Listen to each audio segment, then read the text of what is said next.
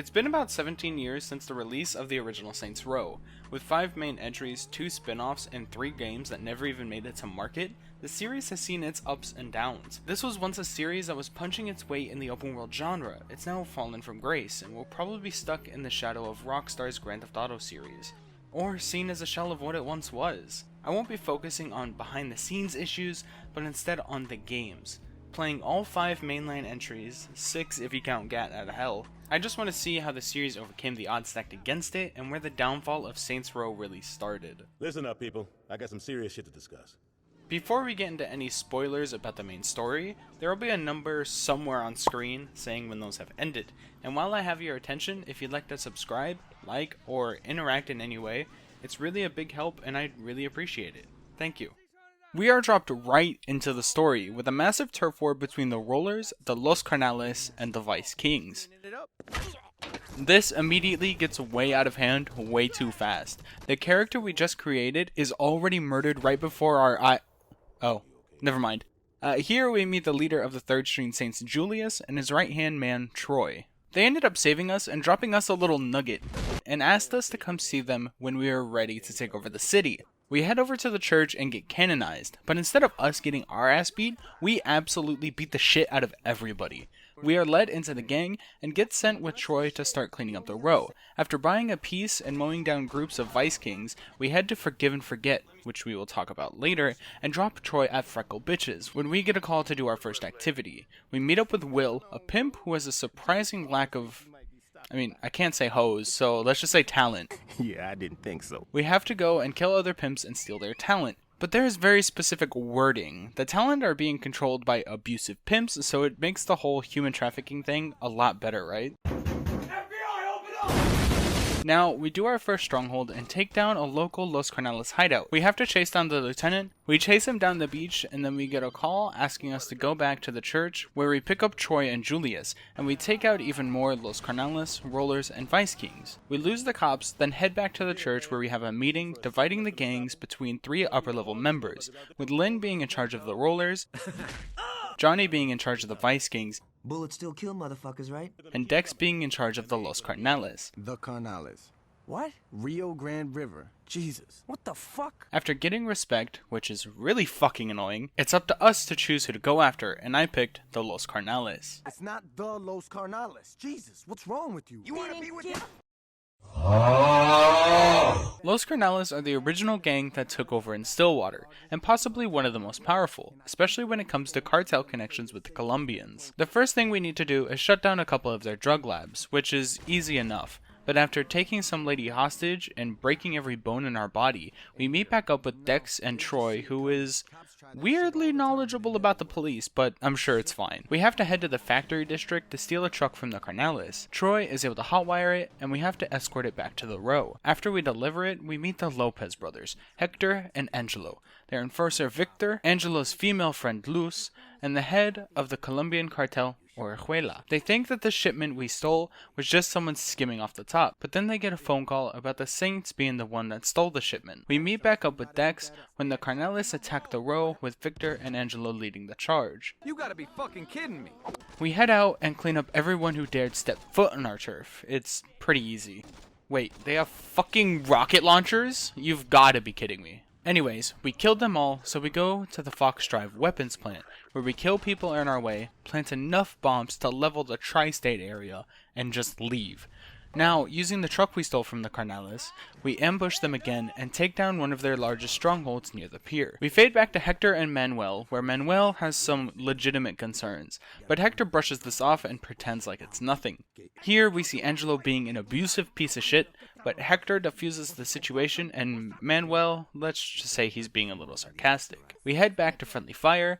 I nearly called it ammunition. We pick up a sniper called the McManus when we take it to the docks and ruin a deal between the Carnales and the Colombians, where we purposefully kill the Carnales to force them to blame the Colombians. In this attack, we killed Hector Lopez, the elder brother, and come back to Victor sneaking up on the cops, and there's a questionable scene between Luz and Angelo. But to further ruin their empire, we need to head back down to the docks where they are getting another huge shipment, which we say fuck them and just throw it in the water like it's the Boston Tea Party. Now, all of this has been murder and ruining their infrastructure, but we're about to take it way too far. We spray paint over their tags. That'll really show it. Stick it to the man. Fuck that guy. What the fuck is wrong with me? We head back to the church and meet up with Dex and Troy, where we want to go and meet Manuel and just have a little chat. But while waiting, Victor makes his move and chases us down. Not much happens. We lost him and got back to our daily life. Once we get back to the church, we start getting our asses torn to shreds by Julius. Enough that even Dex says the Los Carnales. The Los Carnales. Shit, now you got me saying it. But mid-conversation, the Carnales attack, and we have to take them out, but right as we do, Victor turns up. And he's just driving in circles and not really doing much, but his car has a lot of health. Once we destroy his car, he jumps out on fire, and we shoot him until he burns to death. And now Troy is lighting something on his body. Anyways, this is all way too fucked up. After the death of Victor, Angelo is unbelievably angry. Not because Victor is dead, but because he thinks Manuel is to blame. To get even more under their skin, we get a car bomb and head to the evidence locker where all their drugs are being held. We blow a hole in the wall and then have a standoff with the police. While our people load the truck we stole a while ago, we take the drugs to Manuel and he wants to work only with the Saints. He gives us the address to Angelo, and of course we head over and mow down absolutely anybody who is in there. After making our way through the house, Angelo jumps off the terrace and tries to run, but he didn't know that we were fucking superheroes. We chase him down, but he barely gets away with a James Bond move of his own.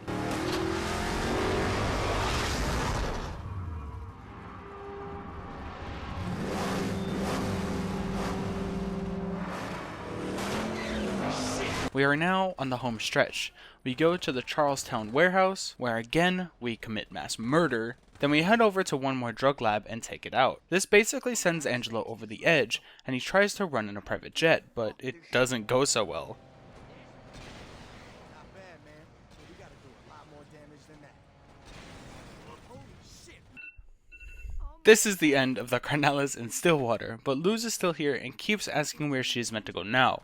But I'm sure the Colombians would take her in, no problem. I'd appreciate it if you didn't kill the señorita. Told you to be quiet. I got shitty hearing. The next gang on our list is the Vice Kings. We meet up with Johnny when he gets a call that Aisha's sister has been taken hostage by the Vice Kings, and we go to rescue her alongside a couple others who are kidnapped. Once we take them back to the church, we meet Aisha, who just immediately starts arguing with Johnny, where he tries to take all the credit. Bullshit! I told him to do it. We need to take a car bomb to Aisha's studio and fake her death. But before that happens, we meet her #1 biggest fan and just murder him. When we get to the studio, Aisha runs into the building, runs out the back, and the car explodes, ruining the building.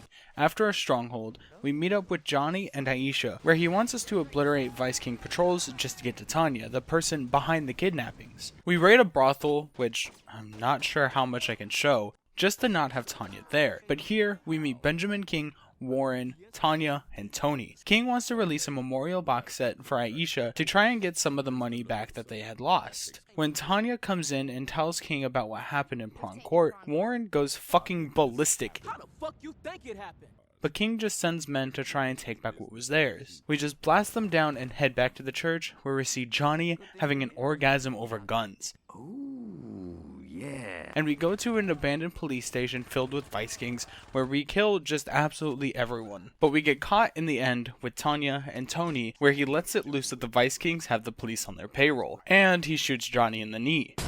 I don't know how he's walking when we see him next. I would think he'd probably be paralyzed, but that doesn't matter. We race the police back to the church and work on a plan to get Johnny back from Tanya. We see King and Warren arguing about attacking the row, when Warren finally gives in and decides not to, or so we think. We head into town and kill Tanya's taxi driver while she's off fucking Warren, just to drive her around and have to listen to her talk shit for 5 minutes. Well, my game broke, and that was like the 3rd time I had to do this mission because it was broken. Anyways, while on our way around the city, Troy sends a crew to try and kill Tanya and the taxi driver, but we get away from them and knock out Tanya as soon as we get back to her apartment, where we kill every Vice King in sight and save Johnny. Fuck fucking chair! Now we head to a parking lot to destroy Vice King cars.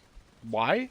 I don't know, to be honest. We head back to the police station for the second time to save a couple of our crew that are getting beaten and battered in the cells of the prison. We kill the leader, then head over to meet Johnny and Dex, just to be sent out on a rampage dressed as Vice Kings to make them look as bad as possible. When we see King again, Warren pulls a gun, and King is a very, very mad boy. After taking down an entire grocery store worth of Vice Kings, we go on a ride with Johnny where we kill tons of cops and Vice Kings, ruining whatever shady business practices were going on. Going back to the studio, we blow it up again. And going back to King, we see Tanya and Warren, who gets his head slammed into the table, and then he brings in other members and they try to take over, which leads King right into our laps. And for the rest of the story, he's working with us to help bring down the Vice Kings. We go pick up King and finally murder that little bitch Warren. I jump out of the car first, but he dies, sadly to the hands of Tanya and not us. But King comes back with us to the church, and we head back out to take out a bunch of Vice King patrols with the help of the police, who blow up everybody who comes into their little circle of slaughter. After that amazing fireworks show, we head to a rooftop and kill even more of their patrols.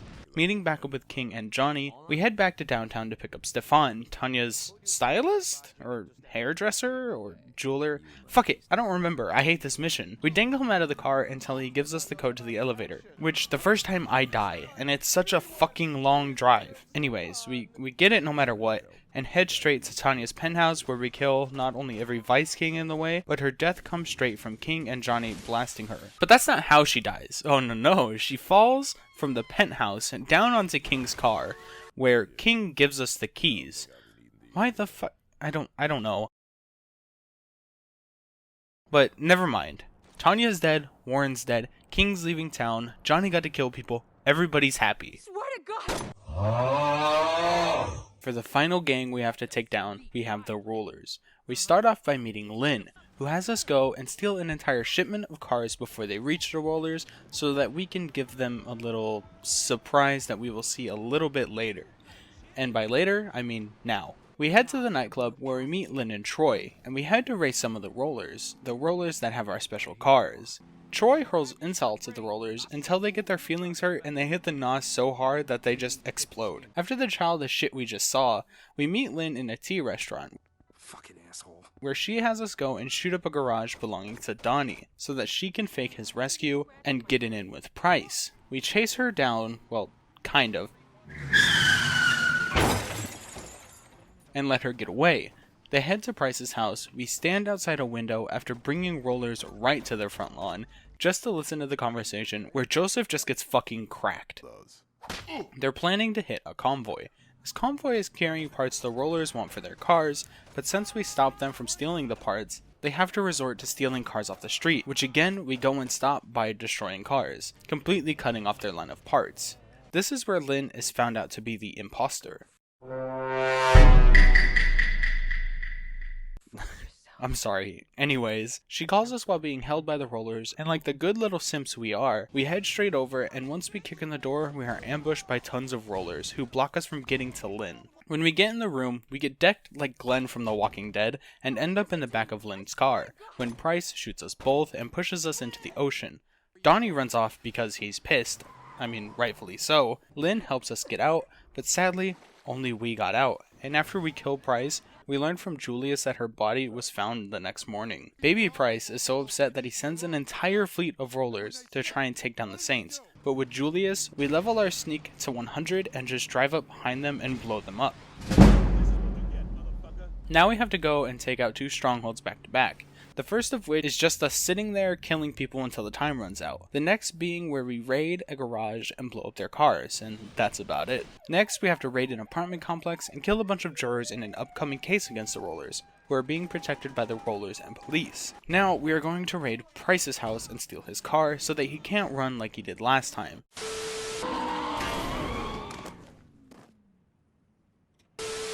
After we steal it, we head to the car dealership and wait for him to show. But instead, he shows up in a fucking truck that we chase down, destroy the cars in the back, and then chase him down again and destroy the truck itself, which kills him and the game is done. Even after taking down every gang, we still have some unfinished business and need to take on the mayoral-elects. The first being Marshal Winslow. To try and get Julius back from the police, we drive his bus onto the tracks and wait for the train to come. Next is the person who set up Winslow in the first place. This time, we aren't just hijacking a bus, but ruining the entire funeral procession, killing every cop we see. Finally, there is Alderman Hughes, who invites us to his yacht to make a little deal. The deal is that, wait, is Troy a cop? You bitch! I knew there was something going on. I forgot what I was saying. Oh yeah, the yacht explodes and we are presumed dead.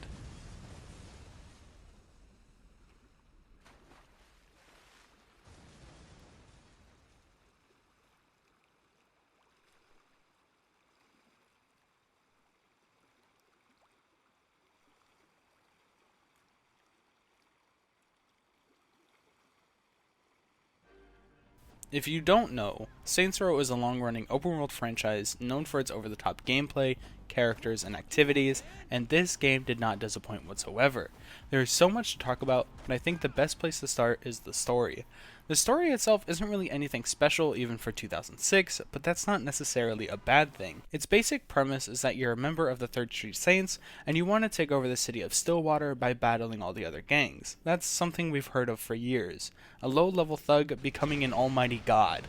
But what gives Saints Row its edge is the ridiculousness of the characters. In every corner of this game, you will find somebody with an interesting personality. Just going through the main story and epilogue, we meet so many people, with some being less memorable than others, but the ones who are absolutely amazing. We can go from Johnny Gat, who is a bloodthirsty psychopath who just wants to murder, constantly taunting and insulting the people we are fighting, to Dex, who is absolutely the smartest motherfucker in the room. To me, he's not only funny, but incredibly intelligent and knew exactly how to take down what is basically a branch of the fucking Colombian cartel. Lynn, on the other hand, is just a strong, badass woman. Her interactions with us through cutscenes are some times that I genuinely chuckled and didn't immediately feel ashamed of myself. Sadly, she's tied to the part of the story I hated the most, and she didn't even make it halfway through without being shot. Julius, on the other hand, just reminds me a ton of a Samuel L. Jackson character, which I really hope isn't racist.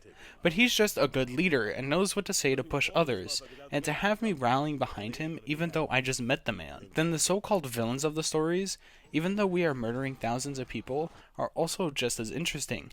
Angelo, an abusive, sadistic brother who is constantly stuck in the shadow of Hector. Luz, who seems to have some sort of Stockholm syndrome, where she wants to be with Angelo even though he's a little bitch. Benjamin King getting turned on by his crew and then working with us to take them down. Tanya, who's played by Mila Kunis, just being the shittiest person, but not doing anything necessarily wrong. Not much to say about Price. I think that portion of the game was pretty boring.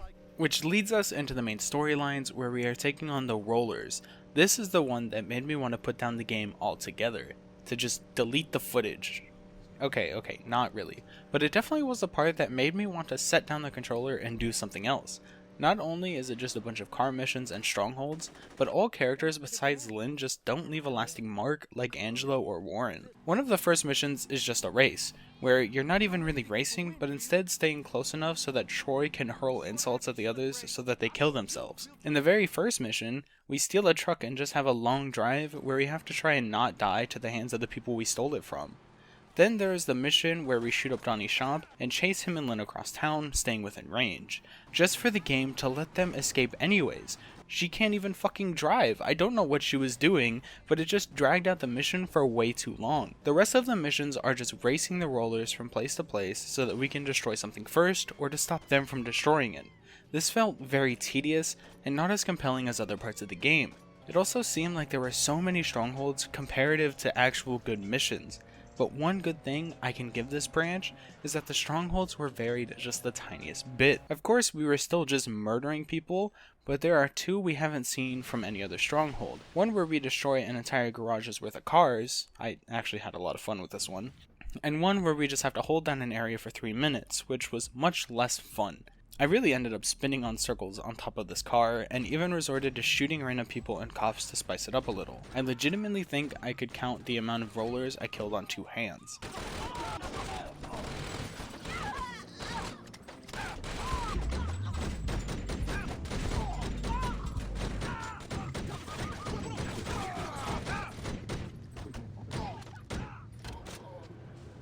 Maybe it was the fact that I had left them for last, but in terms of raw gameplay and fun missions, the rollers were on the bottom. Now, even though I didn't necessarily enjoy the rollers line of missions, the Vice Kings to me was 1000% better. Not only did we have the chance to work with Johnny, the first missions really pit us against the real antagonist of these missions, Tanya. King already isn't known to kidnap people, but Tanya is perfectly okay with it. Even from early, I could tell King was going to be on our side eventually, with Warren being off the fucking rails, and Tanya going against what King had built. Even putting the crazy ass characters aside, the missions were pretty fun, the first of which saving people that have been kidnapped by the Vice Kings and actually carjacking them for some reason, but then taking another car bomb into downtown, but before getting there killing a stalker for Aisha, and being allowed to just blow up a tanker truck. Why is it blocking the road? Why am I questioning Saints Row? I don't have an answer to either of these questions. Aisha even fakes her death, which with her even being one of the main sources of income for the Vice Kings, was a big hit, which I still enjoy the Dex approach over straight murder, but we did get a good bit of that anyways. There are still annoying car missions, but not quite as many, and even some morally ambiguous strongholds to take care of. God, I hope I don't get age restricted. The worst of all the missions is definitely about halfway through, where we have to drive Tanya around in her limo. What the fuck? We're even driving around and trying to get information out of Stefan, who is wildly annoying.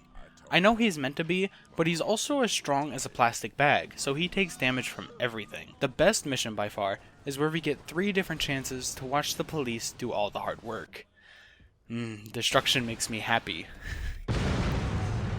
Maybe I agree with Johnny more than I thought. Then we even get missions to go destroy a bunch of shit, pretending to be Vice Kings with Johnny, which is stupid, destructive fun, which is what this game is built on and should be. Riding around with infinite rockets is just fun. Maybe I am a little overly happy with this part of the game, which I can admit, but that's because I think the highs override the lows. But this definitely had some of the lowest lows in the game for me. Like I said, the Tanya missions, the police station, Stefan. Maybe these missions made the good ones just seem that much better.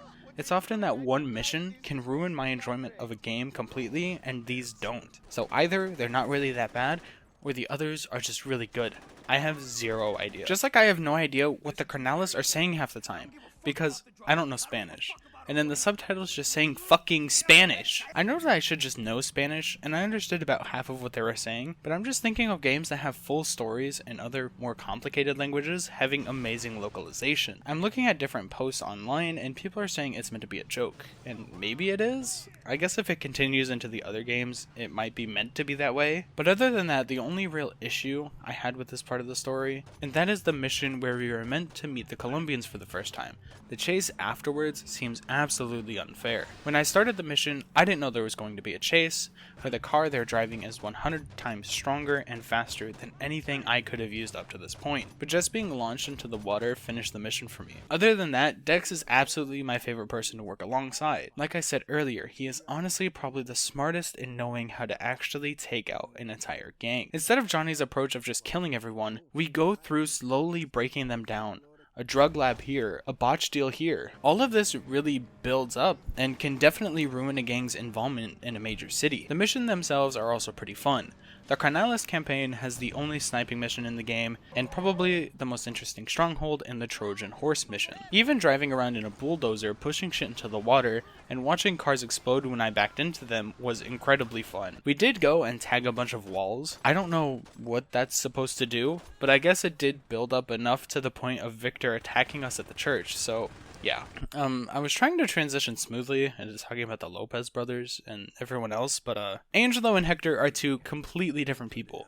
Angelo wants to handle things head on, but Hector just makes excuses to try and get the Colombians in the palm of his hands, which even during the cutscenes, and you can tell Orihuela just wasn't having it. The Carnales are probably the best written villains, and one of the most interesting stories we see in this game. I think even their characters seen in the activities are some of the most interesting. See, that's how I did a good transition. Now, I'm not going to talk about every single person seen in activities, but there are definitely some standouts. Just starting out, the first one we meet is Will, who is probably the most offensive person in the game based on how he talks about women. I'm not saying what he's saying is okay, but the character he's playing fits the role. We have to go and collect sex workers from other pimps and basically give them to another. I thought it was ironic when it says take women from abusive pimps, when I'm probably giving them a worse fate in working for someone who endorses the Saints. The activity is actually pretty simple. You don't even have to kill the pimps, you can just drive up and pick up the women. There isn't much to it. The next person I met was Phil, who is just a mechanic that wants us to steal a bunch of cars for him, but I want to talk about Ralph. Again, he's not too special and we don't see much of him, but he really gives me the vibe of the real mob boss turned legitimate businessman. Well, not if he wants me to steal cars, but I do get the feeling he gave it his best shot before going back to crime. All we have to do is either kill the person in the car or damage it enough until it pulls over and the person hops out. We just have to drive the car back and we can go on to the next one. Now we meet Raymond Gonzalez, who immediately tells us the entire plan and that he's scammed millions from insurance companies. All we have to do is jump in front of cars or get ejected from one. And if you do this in an ambulance or a cop car and you get it right, you can get lots and lots and lots of points. Most of the cars driving on the street are also driving at ridiculous speeds and drive all over the place, so it's still easy to get a ton of points even if you don't want to eject yourself over and over. Then there is my favorite activity, Mayhem. Here we meet Mary, who is just trying to get her husband to pay the alimony money he owes her, and the best way to do that, destroy shit. During each activity, we get a weapon that has infinite ammo and probably gives you a bonus to the damage you do. You can also get bonuses from destroying certain vehicles, which I didn't often see because I stood in one place instead of running around probably how you're meant to, and there are times it gets way too close. I just realized I was only $4 off, and would have had to do the entire thing again if I had failed. Well, there are two activities that you technically can't fail. There is the Hitman and the Chop Shop missions. For Hitman, we meet Wang Sheng Tai, where we basically just have to kill someone in a district with a specific weapon, which I didn't do. I drove around for 10 minutes and didn't find him, so I left and did the Chop Shop, where we meet, I don't think he said his name, but he wants us to steal cars from a certain list and bring them back to him, which is incredibly easy and pays a decent amount of money. Now on to the last three, and probably the easiest three. First, with Escort, we have to drive around ladies and their clients while they do the deed. And it's not awkward at all. Move the balls, bitch! Don't slow down now, honey. We have to avoid the press and the client's significant others, which is easy enough, but sometimes the client gives you little tasks, like driving quick, or something as easy as stomping at freckle bitches. This feels basically the same as the other races, where we just race. Then we have drug trafficking, where we meet Tobias, who just wants to sell his drugs, and we help him out by killing anyone who gets in our way. And again, we have certain guns that have infinite ammo, which is just, I love it. You may be wondering, Toretto, why should I play the activities? Because they're fun? And because you have to. The game commits the cardinal sin of locking story missions behind a resource, which is only rewarded for doing side content. Respect can only be gained by doing things around the city, which why is jumping in front of cars giving me respect from my fellow gang members? Wouldn't doing the strongholds and other missions be what should be giving me respect from the others? I think there are about 54 levels of respect needed to finish the game, and it's just a ton of grinding, that after finishing the Carnelis campaign, that I decided to get enough levels to complete the entirety of the next campaign before even starting the opening mission. It made what should be fun side content that is over the top and just a way to experience more of the game a chore. Luckily, the activities are so fun that it sort of levels out. The activities get you around to a lot of the city you probably wouldn't have seen as much without them, but there are more reasons to explore, which are just the random little places dotted across the map. I've mentioned freckle bitches a lot, but it's basically just Wendy's. Here, I'll show you. All we do here is buy food to heal with. It's basically just GTA snack mechanic, but done a lot better 7 years earlier. Then, like any GTA clone, there are stores, like Friendly Fire, where you can buy any weapon you can think of, and even rob if you're feeling a little spicy. A liquor store, where you can buy liquor, and clothing and car shops where you can buy clothing or cars. These all have their own interesting characters and the shop workers. Then there is Forgive and Forget, where you can drop any notoriety you have, but also rim jobs where you can fix your car. It sometimes all feels like a copy of GTA, but Saints Row was kind of always nipping at its ankles, but here the city feels more lively. It's nice seeing a city with so much personality, and they even have the random things civilians say that make little to no sense that everyone always attributes to the GTA games, but I don't remember the earlier games really doing it. It was more of a GTA 4 and later sort of thing. One thing this city is terrible about is that the shops close. Why do I have to wait until 8 a.m. to buy a gun? It's 4 a.m. when I'm writing this, and I bet you I could find a place to buy a gun. No, I'm not doing that again. It was different because I just went and got Wendy's, but I'm not buying a gun for a joke. Riding around the city, also, there are some random patrols of gang members who are either attacking you or are fighting others, which are mainly the Saints.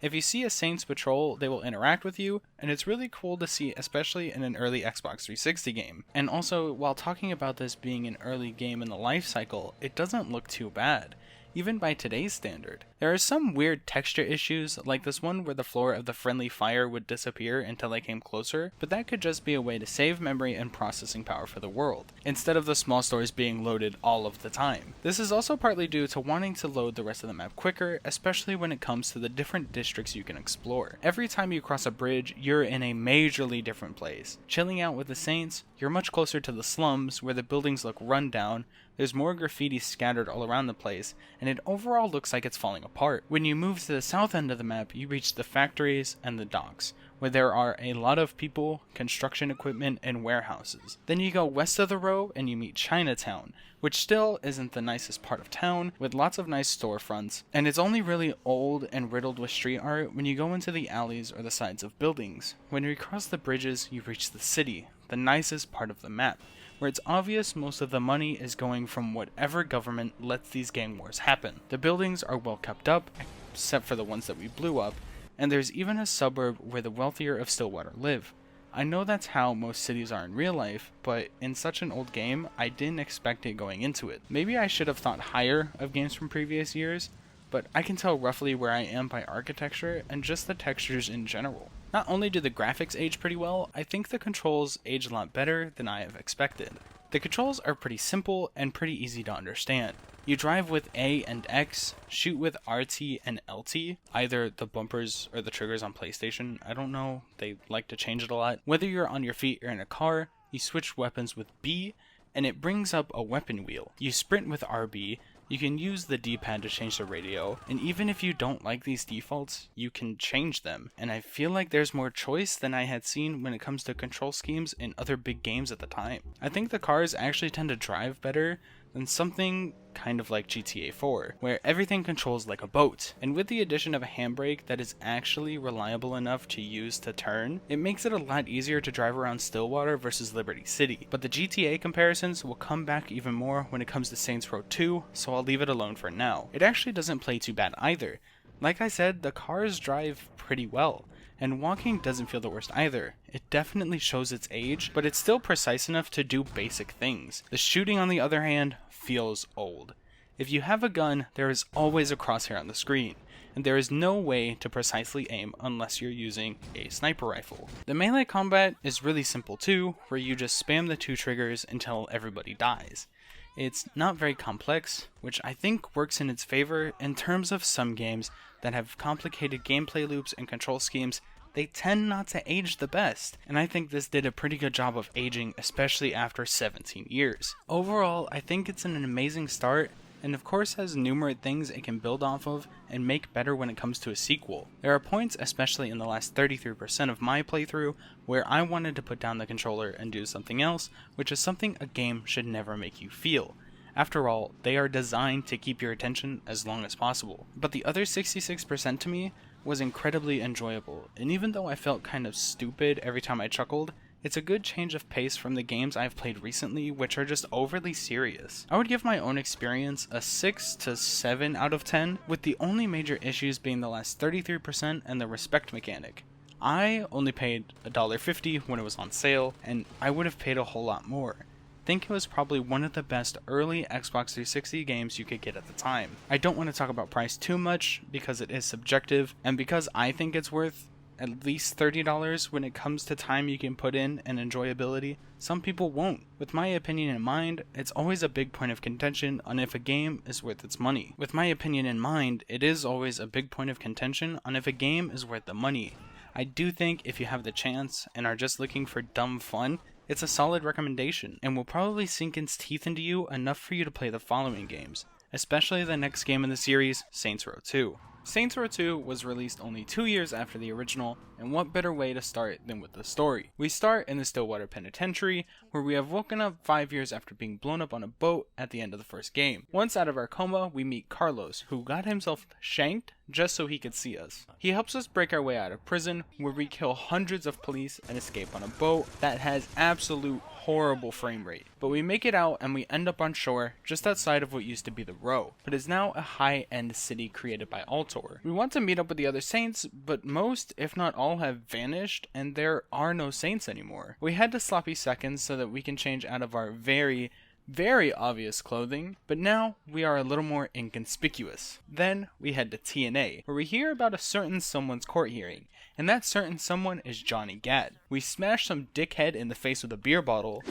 and have to fight off a group of people before heading straight to the courthouse, murdering everybody. We break Johnny Gat out, we head back to the very obviously dead Aisha's house, where we start setting a plan to rebuild the Saints and take over the city yet again. Aisha, understandably, doesn't want the Saints to be run from her house, so we head to a building built over another building. That makes sense, right? Anyways, we head in and kill the Somdi who are already there, then we destroy some homeless people in their little shanty town. Now that we have a place to start, we need members and lieutenants, and while Johnny takes care of getting the lower level members, we focus on 3 lieutenants who will be responsible for taking down each gang. First, there's Shaundi. To gain her trust, all we have to do is some stunt jumps, which I do fucking terrible with, but they're easy enough. Then we meet Pierce. He wants us to kill some Ronin, which is definitely one of our strong suits. Then there is Carlos, who wants us to tow someone's car who owes him money. At least I don't have to listen to Tanya like in Grand Theft Auto 5. We head back to the hotel to see Johnny already has members being canonized. Not as well as we did, but, you know, we're just that good. Since everything is coming together, it's time to take on the first gang, and I chose the Sons of Somdi.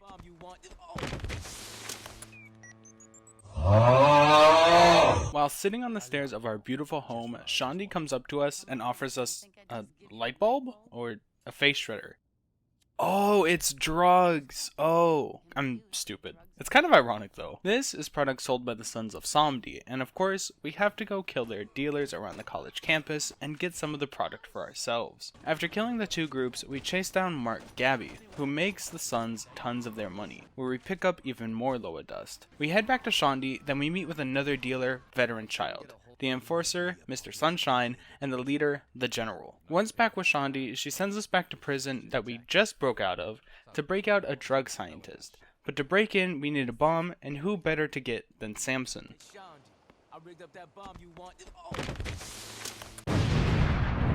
We take the bomb and blow our way into the prison, where we break her out and leave in a helicopter.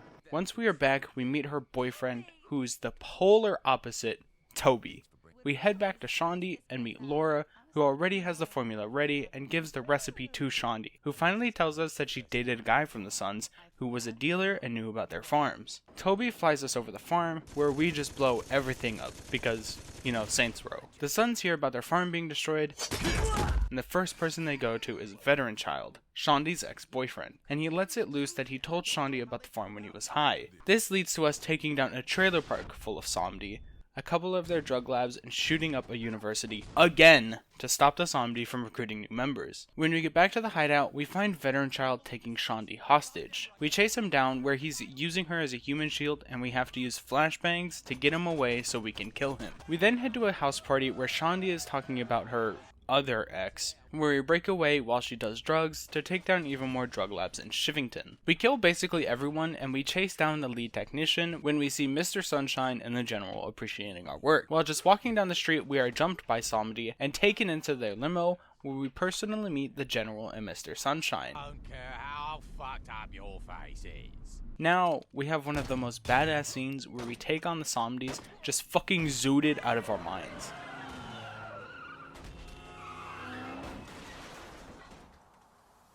We run back to where Shaundi is being attacked and save her life yet again. We have a standoff where we kill hordes of Somdi and go back downstairs to a humble abode where we are still absolutely fucked. After sobering up a bit, we meet with Pierce, who is absolutely pissed that we didn't do his camping first, and wants to be let in on the action, so we take him to blow up some helicopters where he just misses it. And we have to chase them down and blow them up all over the city. This pushes the general over the edge, and he proceeds to chop off Mr. Sunshine's ear for failing him again. Now we head to a stronghold where we have to destroy stashes of lower dust hidden in fish, and blow up boats that would have been used by the zombie. We head into the large freighter and just blow it to pieces. Heading down to the docks, we see Mr. Sunshine give junkies an order to come and kill us to take our drugs, and they can keep whatever they can carry. Little do they know, we will just kill them without batting an eye, and even shoot somebody in the back as they're running away. But at least he got the drugs he was promised. So I guess he probably doesn't really care. We meet with Shandi back at our crib just to then leave her there, because we are going to take on the big man himself, Mr. Sunshine. We head to a factory and meet him face to face, where he does fucking voodoo and sends us flying across the room. But right before he does it again, we shoot it out of his control and blast him down over and over, and just chopping off his head with zero remorse. But with him and veteran child dead, that leaves only one for us to take care of, the general. We meet up with Shandi in the gym, which is someplace I've never been in my life, and then we head to assault a police station. But first, we need to get some disguises from the repairmen. We head into the police department and head to the monitoring room so that we can have access to the security cameras and find the limo that the general usually rides around in. We murder all police and SWAT that come our way and head back to the crib in a helicopter where one of our members finds the limo. I found the limo. We rush to where it was seen and meet them at a local mall where we have a huge gunfight and the general runs down into the mall itself. We chase him down and have to destroy the fucking massive armored truck he's in. Once he's dead, we take drugs off his corpse, and that's the end of the zombies in Stillwater. Now that the zombie are gone, it's time to take on the Ronin, and the first step is to hit one of their casinos, and Pierce lines out the entire well thought out plan, a lot like Dex. But Johnny is here, so of course we're just gonna walk in and kill people, blow shit up, and steal the money that way. We hide all the money at Aisha's, then we meet Shogo Akuji, the leader of the Ronin.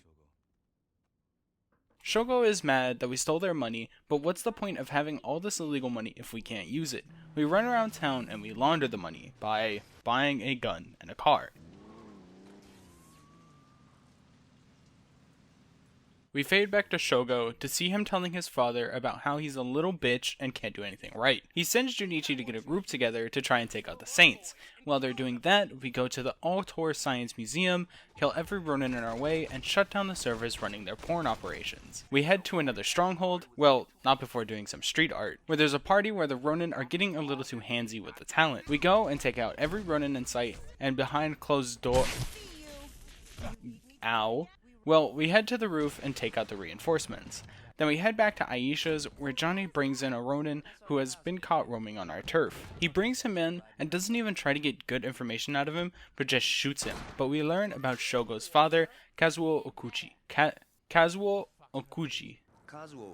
I can't say that name. We ride around town and mow down any Ronin we see on bikes, which leads Shogo into Vogel's hands when he gives a call to Junichi and he takes Aisha hostage. He sets up an elaborate sting operation to take us down, and let's just say that didn't go very well. Johnny, it's a trap! Since Johnny just got fucking stabbed, we have to take down the Ronin until one of our own show up and we can take him to the hospital. We call Pierce and he has to find out when Kozuo is coming into town, so we can kill him. Like, now. Before we can do that, we have another stronghold to take out. I'm just a nigga with a rock. We meet Pierce, who says Okuji booked the entirety of a first-class flight, so we head to the airport. We have an entire shootout inside of the airport, and I don't think you understand how hard it is for me to not make a no Russian joke. A couple of the lieutenants run in a golf cart, but we just follow them and kill them. It turns out Junichi saved Okuji when he saw us walking through the airport. Shogo is very unhappy. We head to yet another stronghold, where we destroy another one of their gambling operations.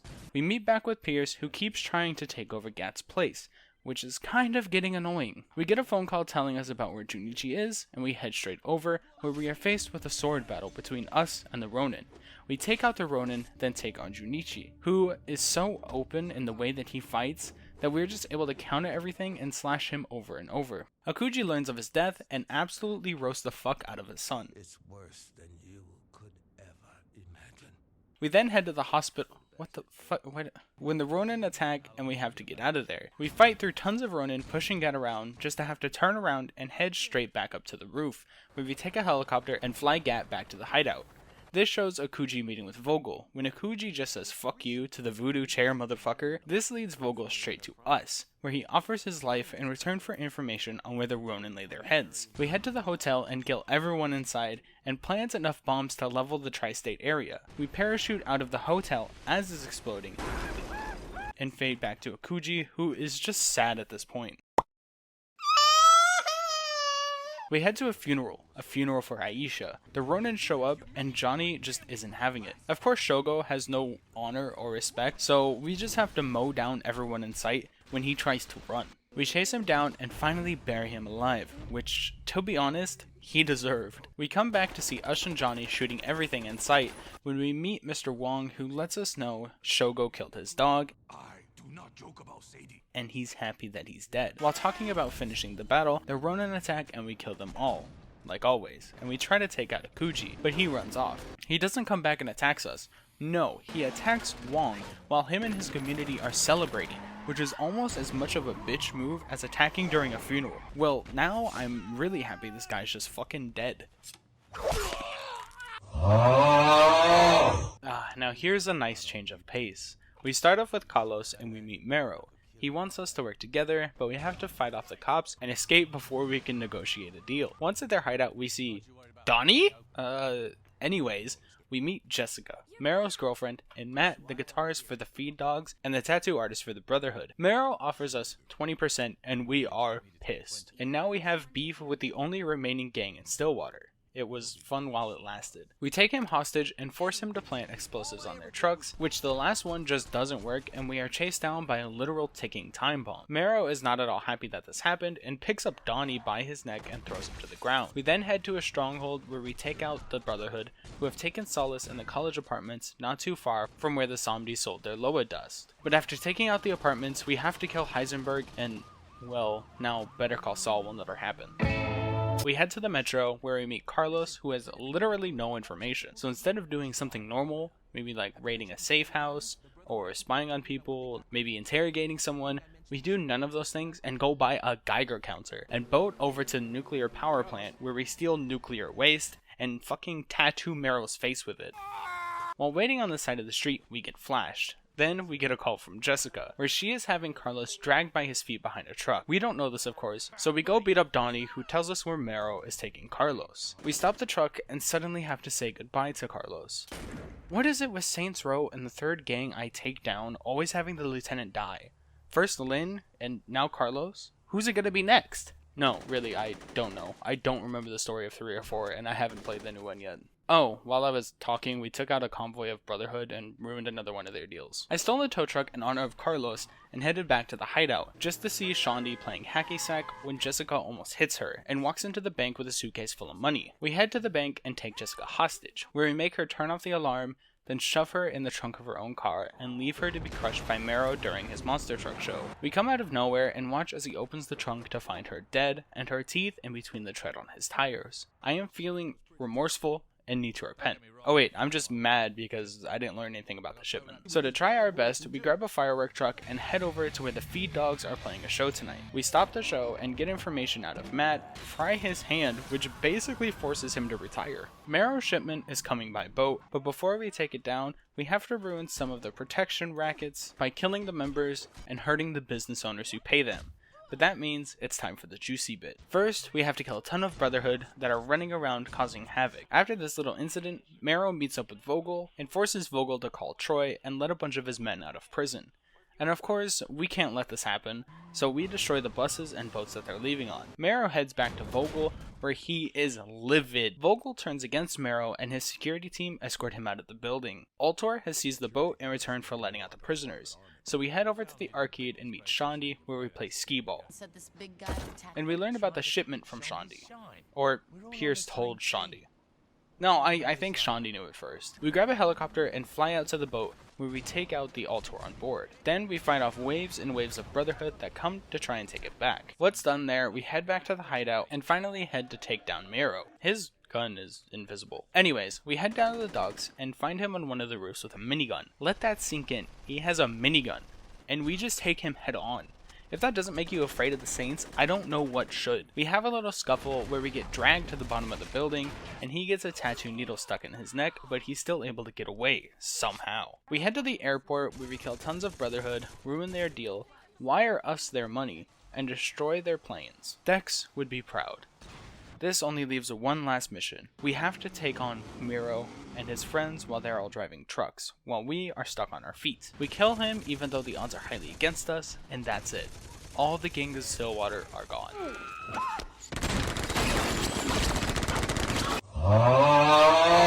Of course, the story isn't over. Just like the last, we have one more thing to deal with, the Altor Company. We start off by heading to Altor headquarters, where we see Vogel giving a speech to shareholders about how he plans to move the gangs to Sunnyvale and let them fizzle out, while he takes over and builds a city where the town used to be. Like any normal person, we casually go to the bar just to have Altor attack and try to kill us, but we fight our way out and have to go help Pierce and Shondi, who are being attacked too. We take one hostage that I think we killed into our hideout and find out about something called the Altor Pyramid, but before we can figure anything out, we have to go to the mall and kill a ton. And I mean a ton of Altor execs. Except I couldn't find it and didn't think it was actually in the mall. That I just went and did another mission instead. We meet with Johnny, Pierce, and Shondi, where us and Johnny get to go destroy shit. Then we head to the secret Altor base located in the sewers, we plant bombs, and leave as fast as possible. We head back to Vogel, who is talking to the board of directors who want him gone. We land at a party where a ton of execs are going to be, where we go and kill them. Because Saints Row. Vogel was supposed to be on the boat, but instead he's watching from his office as we destroy absolutely everything. Now, it's time to end it. Johnny is up on the roof, trying to join FaZe, when somebody comes up behind him, but that just doesn't go well. Vogel sadly gets away, but we chase him down in his limo until he's forced to stop at Altor Towers. So we just steal a helicopter, blow up the defense systems, then fly the helicopter straight into his office. We finally kill Vogel. We head to the roof with Shondi and Pierce, where we are picked up by Toby, and that's it. Oh, and it wouldn't be Saints Row without a hidden ending. We head to the Stillwater Police Department and listen to 3 recordings, the first of which being Dex talking to Troy, knowing he's a cop and that he's out of the game. The second being Julius, talking to Troy about the Saints giving up, but Julius knows we wouldn't. The third being Troy reacting to Julius blowing up the boat. After listening, we head to Troy's office where we pick up his file and get Dex's phone number. We call him where he wants to meet us at the church, but instead Julius shows up. We pistol whip him. Then Dex sends a Masako team to try and take us out. We take them out instead and run from the team while Julius drives, and we destroy anyone who comes near us. We end the chase at the ruins where we kill Julius, and that's really it. Not really. Now that the game itself is over, it's time to talk about it, because that's what I do. The story, I don't think it is quite as compelling as the first. Bad opinion, I know, but at least hear me out. Starting with the epilogue, I do think it was better than the first in terms of gameplay, and was definitely a lot more open-ended for a sequel, or 4 sequels. But it didn't pull the same strings in my brain as the first did. It's nice to see our quote-unquote hero win this time, but it's not as gripping in the end, with Julius being fine, Johnny still being with Aisha, Troy being a cop, which I felt genuine anger for him betraying us, even though going into it, I knew it was going to happen, but that just doesn't happen here. The couple things it does better is that the missions themselves are definitely a lot more interesting than the first. You get to fly a helicopter and kill people, which is always fun. It does feel very satisfying to kill Vogel, because he is built up throughout the story in almost every campaign in some way.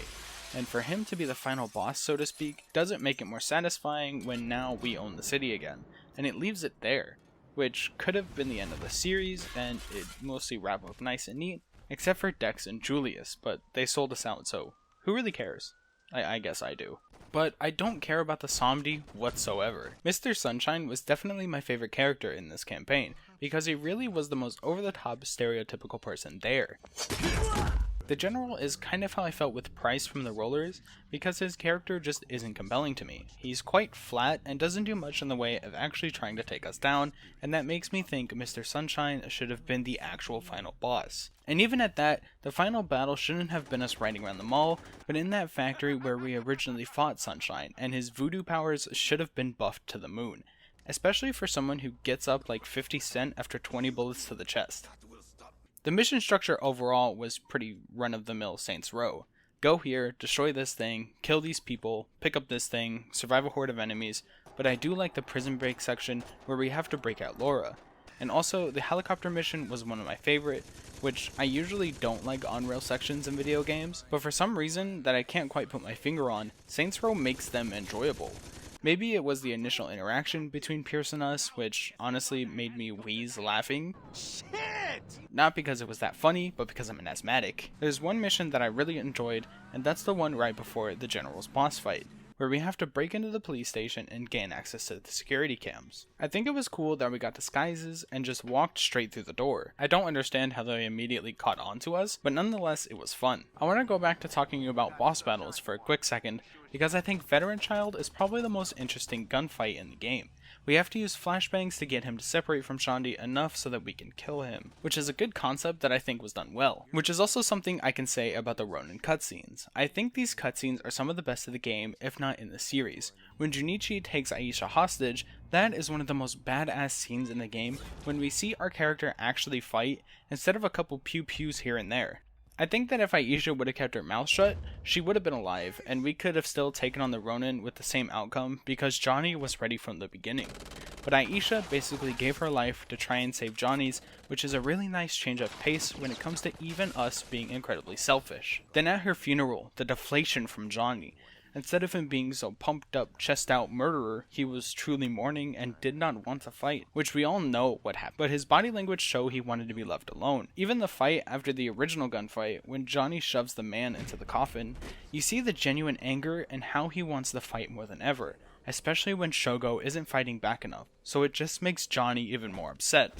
And well, I'm just there, which I feel can be a little awkward, but also maybe just us understanding what Johnny is going through. His girlfriend is killed, then they shoot up his funeral. I'd be pissed too. But just like the cutscenes, I think the boss fights are kind of fun too. When fighting Junichi or Akuji, we have to use swords, which are clunky, but an interesting enough change of pace than shoot and cutscene. With us needing to be able to essentially parry, granted with a ton of leeway, but fun nonetheless. Now, I can't just suck this campaign's dick. I'm basically a critic now, so the hospital mission was unbearable. Like, in most hospitals, there are oxygen tanks and things that are flammable, because, you know, hospital. But this just leads to me constantly getting stuck in door frames, because something flew directly in front, and I have to wheel an injured Gat through those doors, but just like the cars, the gurney has zero suspension, and was honestly the second most annoying mission in the game. The first being with the Brotherhood, which is the Geiger counter mission, where we have to break into the nuclear plant because I am stupid. I was lost for forever. I was under where I was supposed to be and the Geiger counter was still telling me that I was close, so I was just there, under it, thinking I was where I needed to be. But that's not my only issue. Waiting for the helicopter was so slow. Granted, I did play on normal difficulty, and in hindsight, I should have played on hardcore, but it's definitely something I can even see myself coming back to someday and play through again. That's for later. I'll talk about that later. We are talking about the Brotherhood. I need to not get distracted. I thought the idea of actually working with another gang was going to be interesting, but I was foolish. I should have known that it wasn't going to happen. We're the Saints. Even if somebody isn't messing with us, we still try and ruin them. The missions here were honestly some of the most basic in the game, and the fight with Miro was nothing special either. He's kind of just a standing sentry, which makes it a little boring. Then he's just in a truck, which is also just as boring, because he doesn't do anything special. He just rides around in circles while we blow him up. There isn't much for me to say. Wait. What is it with the third gang always being the gang where the lieutenant dies? Maybe it's just Donnie, because he was in the Rollers when Lynn died, and now he's in the Brotherhood when Carlos dies. I think I figured it out. Fuck you, Donnie. Oh, and why did we burn Mero's face with toxic waste? And why did it not hurt us when it was shoved into one of our orifices? Okay, now I think that's actually really it. Oh yeah, do you remember when I mentioned Mr. Wong when I was talking about activities earlier? Well, he's back. But not as an activity that I can remember, but there are definitely some new activities that I want to talk about. Now, I won't talk about the ones I already have because they're basically the same, but there are a few new ones that are pretty fun, starting with trailblazing. This is the first time in Saints Row, well, it's only the second game, but this is the first time we have motorcycles and ATVs. And with trailblazing, we meet Mr. Mueller, who has a new idea, driving around on an ATV while on fire, killing people, blowing up cars and barrels to gain more time in what is essentially a race against the clock. I had tons of fun with this, but the ATV does not control as well as I want it to.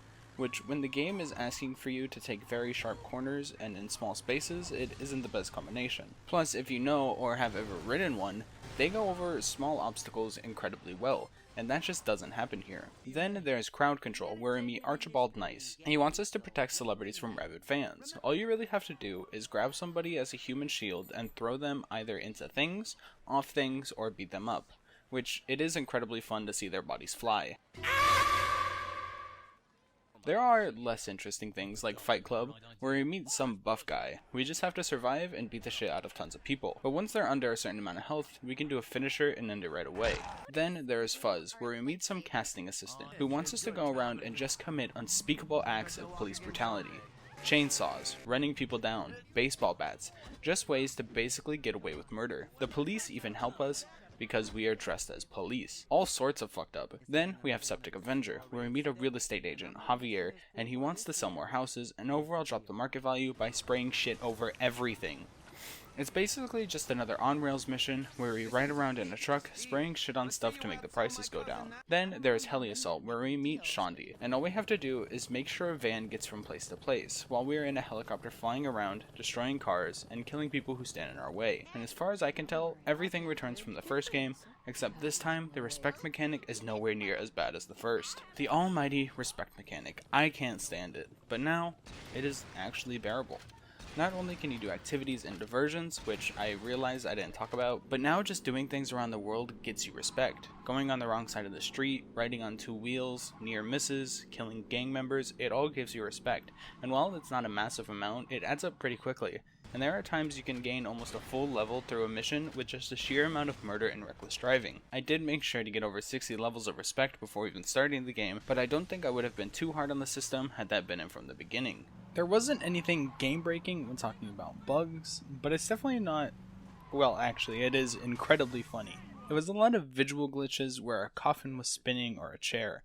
Every time I would just giggle, say what the fuck, and continue on with my day. There was one where I had a super easy boss fight, which I think was a Kuji, where he just kind of stood on top of the motorcycle and just made it far too easy for me to end the fight. The worst of all though is when I essentially got stuck in a wall and my car was destroyed, which I had to restart the entire mission because it was a rare case when there was 0 checkpoints, which is something they added here that not only made the game easier, but was a welcome addition. But before I get into gameplay changes, I want to talk about some animation and graphical changes, since graphical glitches is what I started with. The game itself doesn't look too much different from the first. It kind of seems to my eyes that it looks exactly the same, but is more smooth with extra animations, better sprinting FOV changes, and just feels overall more polished than the first, which I would prefer over a massive graphical jump that we see in other games. I do think they could have upped it a little, which they could have done and I'm just dumb.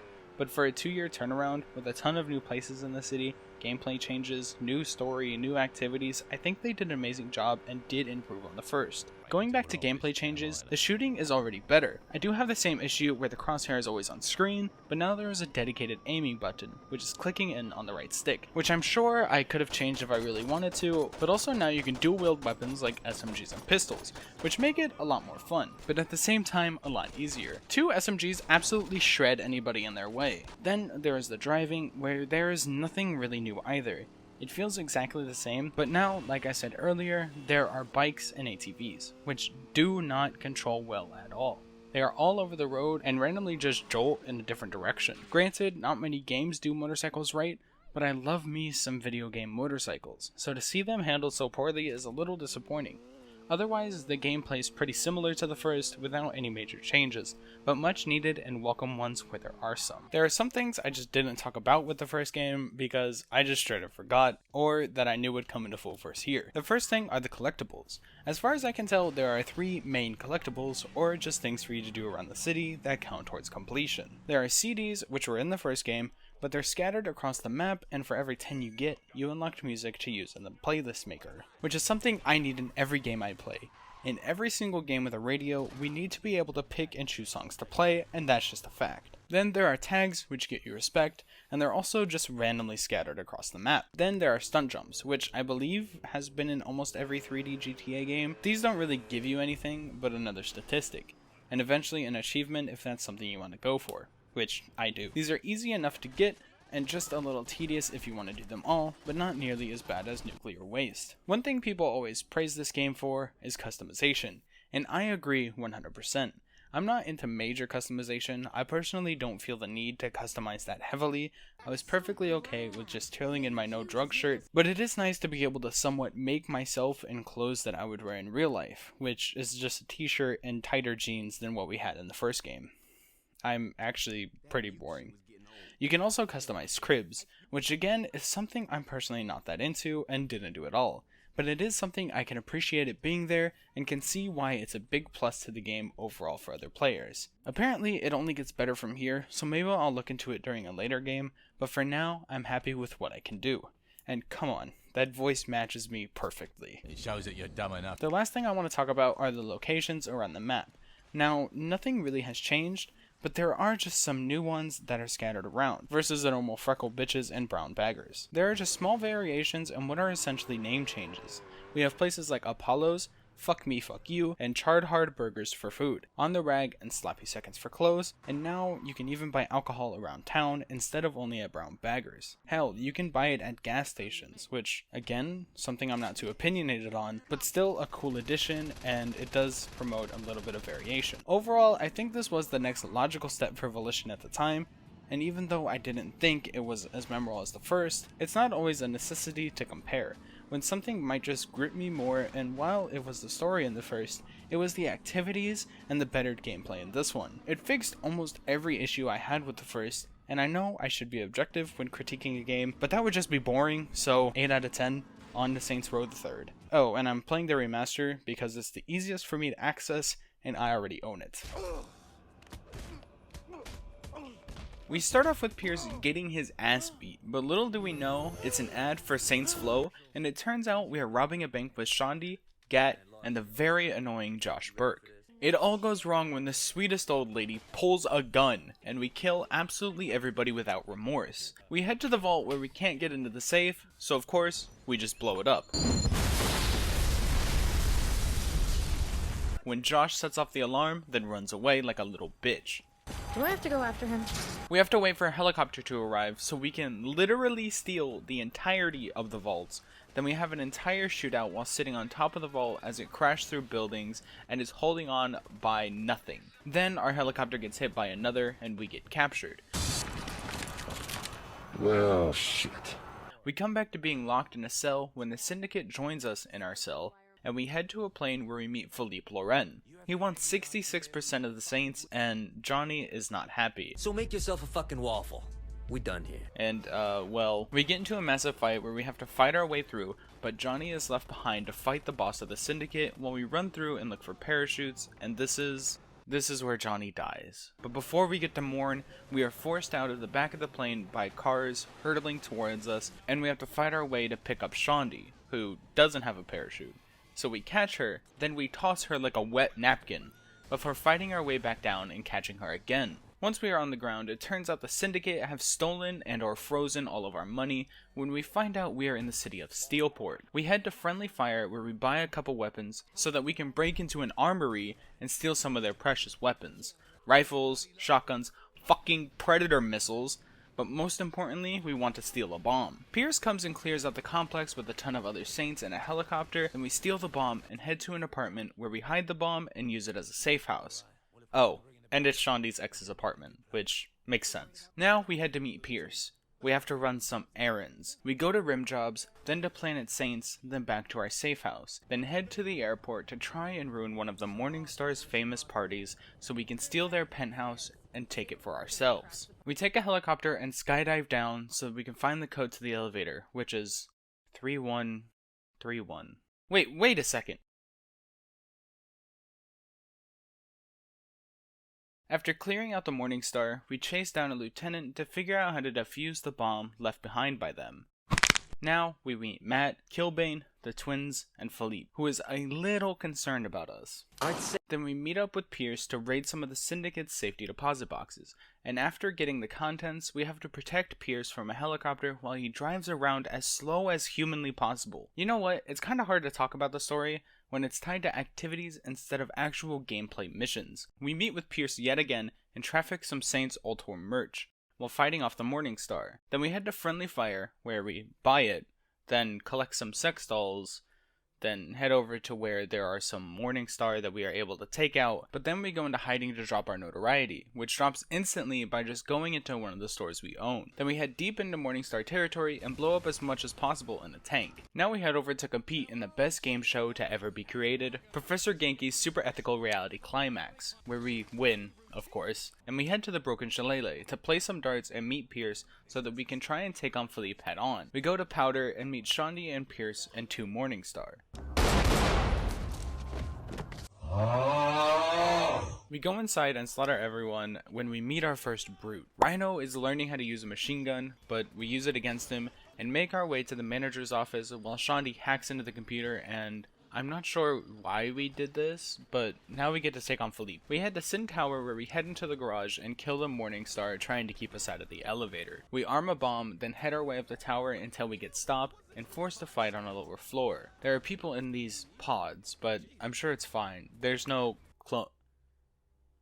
That is a giant naked man. This is Oleg, the one who the clones are cloned from. He guides us through the tower where we almost meet Philippe, but he barely gets away, so we hold on to this giant weight that we drop all the way down through the building directly onto his head. Here we have a choice: either blow up the building or leave and keep the building for ourselves. I thought the boss would let it blow, but I love Oleg, and I wish I picked keep the building only because he asked us to. Now, we are heading to the funeral of Johnny Gat when we are attacked by Killbane, and they blow up the entire bridge, which leaves us in the water. Now we are going to meet the one and only Kinsey Kensington, who is an old FBI agent, and Shondi is sounding a little jealous. I'm not jealous. We head to a barge where she's being held hostage by the Deckers. We help her out, then we head to a BDSM club, which I can't show at all, to pick up Zemos, an old pimp who only talks in autotune. We fight our way through and find him strapped to a chariot, where we ride him around and kill others that are also chasing us on exploding chariots. I didn't mean we are riding him. I couldn't show that, but yeah, he's safe now. We make some stupid jokes. Time to mount and rescue. While on our way to meet and save Angel de la Muerte, who is being attacked. Luchadores. Once we deal with them, we meet Angel, where we immediately have to fight through a ton of Luchadores. and even brutes with miniguns and flamethrowers. After this fight, we meet back with Killbane, the twins, and Matt, when Killbane smacks the shit out of Matt, and we appoint Zemos, Angel, and Kinsey to be the lieutenants in charge of taking down the gangs. This is when we get attacked by the Syndicate and have to fight them off in our own crib. That was their crib, but now it's ours. This is the part of the story that I'm not really a fan of. This is the real start of taking down the gangs, but first we have to do tons of activities for the lieutenants that I'm just not going to talk about. It honestly made me want to stop playing, but I powered through. Now, we head back to Zemos where he has a plan to start taking down the Morning Star, and it involves us being...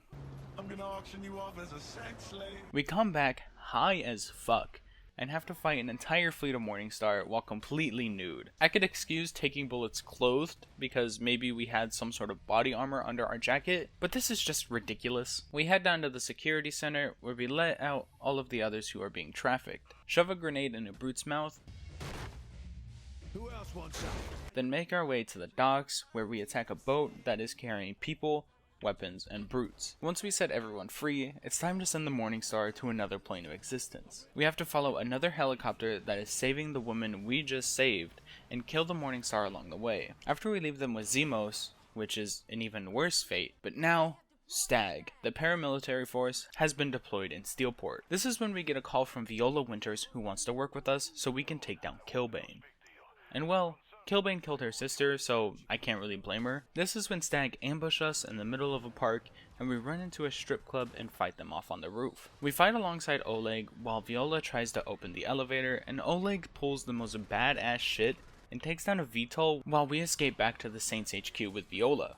Now we meet Cyrus Temple, the head honcho of Stag, where he is having a little press conference where he brings up Jessica. Did he know that she was heavily involved into gang activity? Anyways, we meet Pierce and Oleg, and it's time for them to move out, and while they do that, we steal the VTOL and attack Stag's different bases around the town. While using their own weapons against them, we help Oleg get out of a sticky situation and fly to a surveillance aircraft and destroy it and its escort. Oh god, now Josh is the face of Stag. Well, you know what that means. We meet up with Viola and cosplay as some of Josh's enemies from Nightblade, and very nicely, take him hostage, which means we have to fight our way out of the building. We force him into the back of our car and take him back to the Saints HQ. When Cyrus finds out he's missing, we head back to the PR center, burn some banners, and lead them back to the Saints HQ so we can just absolutely obliterate all of them. When the battle is over, we meet Cyrus, who proposes us a deal. Less focus on us in return for Josh or Shondi. So yeah, I'm getting rid of Josh. Bye Josh. Cyrus still fires on the building, but does keep up his end of the deal by letting us pick a place to take over. Now we get a call from Kinsey. Killbane was on live TV, and we have to head to the broadcast towers to stop him from making us look like terrorists, and to figure out where they are. Turns out they're in a building that is under construction, and by the time we get there, Killbane is already gone. But we chase him down when Matt hacks into our helicopter and makes us crash. We head to Kinsey's place so that we can finally work on taking down the Deckers. We need to get a supercomputer from Stag, but Matt is a little bitch and listened in on our conversation, so we head back to the PR center again, where we steal a tank and have to stop a truck by shooting out the wheels. I totally didn't destroy it multiple times, and even drive the truck all the way back to Kinsey's. She wants us to broadcast ourselves into their network, like some sort of simulation. But first, we need a chair and blah blah blah, big words, blah blah blah, steel chair, and look! It's done. We head back to Kinsey's, where she finally has it set up for us to, and we're a toilet. And now we're a sex doll. Eventually, we fight our through with a Mega Man arm blaster thing, and make our way to the firewall while Matt tries to stop us. There's even a text adventure game, which I think is pretty cool. We kill all of the digital Deckers, and even a tank, but we crash and finally get to take on Matt in a giant mech anime fight. And we even get our own mech and slaughter Matt, slicing through him with ease. He even makes us small at some point, but it's useless. Matt gives us another choice. Which company do we want to take over? And of course, I picked the guns. Killbane is now trying to talk Matt out of leaving the Syndicate with vague threats, but in the end he lets him go. This is where Shondi has been taken by Stag, so we head to Image as designed and get a disguise to look exactly like Cyrus, and to bring in Pierce and Viola as prisoners. We head to a Stag base and steal a VTOL to fly to the Thermopyla. We meet with Kia, who needs us to sign off on some new things for Stag, and of course, I picked the deadliest one. The Stag Bike and the Tank V2. Kia finds out about us not being Cyrus, and we have to fight our way to the brig to set Shondi, Pierce, and Viola free. But before we leave, we need to blow this place up. We find the reactor, cause it to overheat, and we leave just before it becomes a flaming pile of shit. Stag is out in full force, shutting off parts of the city and enacting martial law, which leaves us to try and deal with Killbane. But first, we need to head to the airport and take out a fleet of Stag planes by jumping off of one and onto another. Here, we get the sonic boom and make our way out of the plane, and we even just behead another airplane on accident. We get in a tank and kill the things on our way down, and somehow land directly on a protester, and without any major damage. But the falling Stag land on what seems to be nuclear waste, and well, now it's just the scene from The Walking Dead. But Rick had enough brain cells to turn on the tank. I highly doubt the tank in the show worked, and I doubt this would too after falling, but there's never any logic in this series. We head to meet Mayor Reynolds, who wants us to go and take care of the new zombie problem. We head to the affected area with Viola, where to take care of it, we just need to blast the containers into the water while fighting off zombies. We even start turning ourselves, and have to get Viola to fix our mask so we can submerge the last of the chemicals, and take the truck and either destroy it, or keep it for our own zombies. But we love Burt Reynolds, so I destroyed it. And see Stag fighting the same zombies we just took care of. And now even Monica Hughes is against him. We head back to the broken chalet, where we go in a helicopter and want to force Killbane to fight us by killing his opponents using a remote control gun that lets us control their vehicles, and we cause many tragedies when Killbane finally agrees to fight us. But before we do that, we destroy an entire casino and kill a mini army to figure out where Angel's mask is. We kill anybody else Killbane sent and make our way to Murder Brawl. As soon as we start the fight, Angel comes out of nowhere and fights Killbane while we take on the luchadors. We jump in and take on Killbane head to head, where we just abuse him and ride him like he's a massive fucking horse. Now we have the only choice that took me more than 2 seconds to decide. We let him go or tear off his mask. And after what he did to Angel and Johnny's funeral, yeah. While sitting in our crib, our VTOL crashes directly into our building, and we have to finish 3 massive fights before being given another choice, to save Shondi or kill Killbane. And come on, Shondi is our girl. We head to the fake Statue of Liberty and save Shondi and others from Kia by sending their bombs off the edge, using their weapons against them. Now, here's the final stand. Us versus Kia. And to take her down, the worst smell imaginable that makes her vomit every time. Because of this, she lets go of Shondi, a lot like the veteran child fight. We save Shondi, Viola, and Bert when the press shows up, and so does Cyrus, who probably wants to kill us, but Winslow deems us heroes. It's all over. Except for our movie, Gangsters in Paradise, still needs to be filmed. So, I have some things to say. This is where the series starts getting a little ridiculous. We start with seeing the Reigns as a multi-million, if not billion-dollar company, and gone are the days of being a low-level thug, building up a gang from the ground up. Instead, we are already on top and continue to be on top in Stillwater. So what better way to force us to build up again than to push us into another city, which is Steelport. Now, I don't hate Steelport as much as other people, but I don't think the way we got here was amazing. This game sort of started the wacky over-the-top fight scenes, and even had us fighting while jumping from plane to plane, just tossing Shondi around like she's a used napkin. And even Johnny's supposed death was lackluster and didn't impact me or probably other players the way it should have, considering he's been by our sides from the very beginning. Maybe it's because I knew what happens later, because I have played Saints Row 4 before, but we don't even see him die, which would have made it hit so much harder than what we got. Then, this is the death of freedom in Saints Row. We don't get to choose how we want to take down the gangs. There is no choosing between which you want to take out. We do get to choose who we build up with first, but we take out each gang one by one in a specific order with only one mission coming through at a time, which kind of ruins it for me in a sense. I'm not starting from nothing and building up to take down the syndicate, but I'm just doing a couple of activities, then a couple missions where the leader dies at the end or joins us. It isn't helped by the fact that I feel even less for the leaders here than I did in Saints Row 2, and even thinking about it now, I've played this game more recently, but I remember way more from the first two and the later games. My brain just didn't hold onto the characters as much as the others. There is Zemos who just speaks in autotune, and it can quickly get annoying. I can't even show you how we met him, but he used to be held as a pony by the Morningstar, so of course he has the fun job of taking them on. Who, to be honest, I remember almost zero of who I fought, but since I have the power of the internet in my recording, I can see. Philippe Plaren, another one of the boring leaders who gives me the exact feelings I got from Price and the General, of him just not being the main villain or character from this section of the campaign. The only thing I can properly remember without constantly walking back footage is finding and meeting the big old naked man, Oleg, who is by far one of my favorite characters to come out of this game. He actually has a very good reason for joining us, and the fact that we are fighting his clones is hilarious to me. Just seeing him run around smacking the shit out of people who are basically his children is very entertaining to my puny mind. Then we have Angel, who is a luchador, who experienced the worst possible thing one could, and he really felt like an answer to GTA's worded up best friend Bruce. Oh, that was hard to say. Luckily, the final fight with Killbane was sort of interesting, where we went head to head to take him down alongside Angel in a proper wrestling match, where we avenge Angel and take his mask, basically shaming him in the worst way you could. Then there is Kinsey, who takes on the notorious Matt Miller and the Deckers.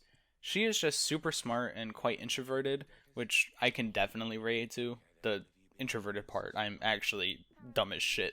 I know a lot of people find these kind of characters annoying, but I find them sort of endearing. I liked Plastic from Mirror's Edge, for fuck's sake, leave me alone. A lot of this campaign is spent in the simulation, where we end with a giant mech fight, which was, well, it was pretty fun. And come on, we get to play as Kanye. No? Not funny? Speaking of Kanye, something this game is really good at is pairing music to gameplay. Fighting through tons of enemies while power plays in the background honestly gives the scene more power than it deserves. And Volition has always been very good at hand-picking music to give off a certain feeling that they want to convey, but with that being said, it's licensed music. It's not made passionately by somebody who wrote it specifically for the game. It has nowhere near the impact of the music in indie titles, but Saints Row isn't known for its music. It's known for being over the top, and the final fight is just that. We have to rush up a statue and send bombs flying over the edge before fighting the leader of Stag. Oh yeah, why the fuck are there zombies? Why of all things is there zombies? Aliens? Fine. Luchadors? Cool. Movie sets? Okay. But zombies? It really broke up and ruined the flow of the entire game for me, and didn't leave an impact on the world except for the 3 minutes we are running around turning zombie brains into paste. This game honestly doesn't feel like it made an impact at all in terms of the story or in the series in my opinion. It did bring in a new era for Saints Row and was sort of a transition into the more outrageous, and what's more outrageous than the activities? Get it? I'm transitioning to the... Fuck you. This game didn't have much in terms of activities. It's not a long list of things that have changed around the city, but there are a couple. Wait, what is 3? Well, first we have Professor Genki's super ethical reality climax, where it's basically just one of those sadistic Japanese television shows, but replace the possible mental health and physical pain with genuine mental and physical pain. We have to run through an obstacle course and kill people, while shooting ethical and money bonuses to increase our score. It's pretty simple and pretty fun. Then there is Tiger Escort. It's like Escort, but with a tiger. You have to drive around and be as careful as possible while also being reckless that you don't piss off the tiger enough that it decides to eat you. Then there's Cyberblazing, which is the least interesting of the bunch. Kinsey shoves you into a machine where you have to drive a Tron bike through a tube where we have to dodge firewalls and hit tanks to earn bonus time. This activity is just okay. Well, it was back in Sonic 3D Blast, but that was 27 years ago, and this was still 12 years ago. But still, I can't talk about the activities without talking about the almighty respect mechanic. It's gone. Almost. Instead of needing respect to play the next mission, it's more of an overall level now. You can play any mission at any time, which is an amazing thing, and made the entire process a whole lot less grindy. But it did add something I'm not too happy with, and that is the upgrades. I don't mind getting more health or more stamina, I will always take that, but what does bother me is that you have to pay and level up to unlock dual wielding. Not once, but twice. Once for pistols, one for SMGs. Pickpocketing and a car delivery is also locked behind this, which I don't disagree with completely, but dual wielding was available from the beginning of the second game. Did we just forget how to hold a gun with both hands and have to relearn? Did the coma make our memory that bad? What makes it even worse is that at the beginning of the game, we have that ability. We are flying through the air with 2 SMGs in the opening plane sequence.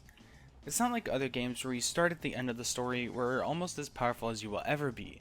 This is legitimately the first thing we do. With that aside, I do think it's a better system than Respect was. Sorry, but also not sorry. But that's not to say everything in this game was better than Saints Row 2. Let's start with the city of Steelport, and it's just utterly forgettable. It is genuinely just a boring, empty city. It's not that bad, it's just not Stillwater, which is okay, but I feel sort of lost in Steelport. There aren't any real landmarks that make me think anything more than I'm just visiting.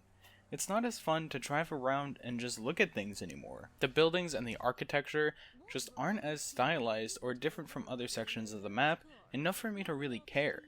If I see a church, I'm instantly transported to Saints Row 1 or 2, not engrossed in the experience of Saints Row the 3rd. There's nothing keeping me invested in the world, and if anything, I feel Saints Row 4 had a more interactive, better feeling Stillport, and that might just be because I don't have to drive around it. But if I do, I guess there are some things to find hidden around the city, even if they're a little questionable, as to if I can show them or not. The sex dolls feel like Saints Row, just like the money and the drugs scattered across the map. But the photo ops?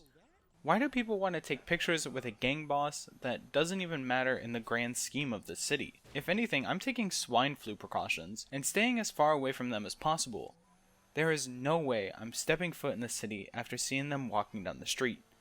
The only thing that might actually keep me around are the graphics. I'm not going to go too in-depth because I am playing the remaster, but they did do a really good job even in the original back in 2011. It actually looks better than Saints Row 4 now that it's remastered, but that's it. What? I told you I wasn't going to go in depth. Oh wait, but going back to the world for a second. Frecklebush's is gone. Actually, all of the restaurants are gone. There is no more healing with huge burgers and drinking 40s mid-gunfight. I think that's also where a lot of the character is missing in the city. We've lost a ton of the stores and optional places that were available from the beginning. The only survivors are the various closed stores, friendly fire, and rim jobs. Even when heading inside, we aren't given interesting cashiers who ask questions about Johnny or say something outrageous. They don't speak. The city overall just feels empty. The trains never run. The NPC's dialogue isn't as outrageous. There's about 4 civilians we see over and over, It feels more barren than a deserted western town frozen in time. It just doesn't feel lived in, which makes it feel really eerie in my opinion. Luckily, the shooting is the best it's ever been, and so is the melee combat. But prepare yourself for the most blasphemous thing I will ever say. I like the QTEs that come with the beatdowns. I know, kill me now, but they're fun. Just like running up on someone and shoving your genitals in their face, or using the best thing to ever exist in a video game, the penetrator. I can't show it for too long, or maybe not at all, because it is literally a giant dildo. This game is just full of weird weapons, which is kinda fun. There's even a Cyberbuster, which I'm pretty sure is a Mega Man arm blaster. I've never played any Mega Man game, but they changed the shooting just a little bit so that there's now just a little dot on the screen as a crosshair until you're actually firing, which, well, if you've gotten this far, you know that I don't like that the crosshair is always on the screen, but the dot is a lot better in my opinion. I don't think this game was the best game of the series. I actually think it was the worst. One thing I want you to remember when I'm ranking these games, this isn't really nostalgia based when I write about these games. I'm playing them back to back, and often even get the controls mixed up between games, which I know is my own stupid brain, but it's a system of playing, writing, recording voiceovers/skits if I do one, editing, then immediately starting the next game. Maybe if I were to wait 3 years to play each game, I wouldn't feel this way, but back to back, it was the most boring and lackluster experience I had. And I can't even give it a higher score than Saints Row because it is just that sluggish for me. Even gameplay wise, there's a lot of things I love here. I do also want you to remember that these are just my thoughts. So with all that being said, and being far too long-winded, what did I give Saints Row? A 6 out of 10?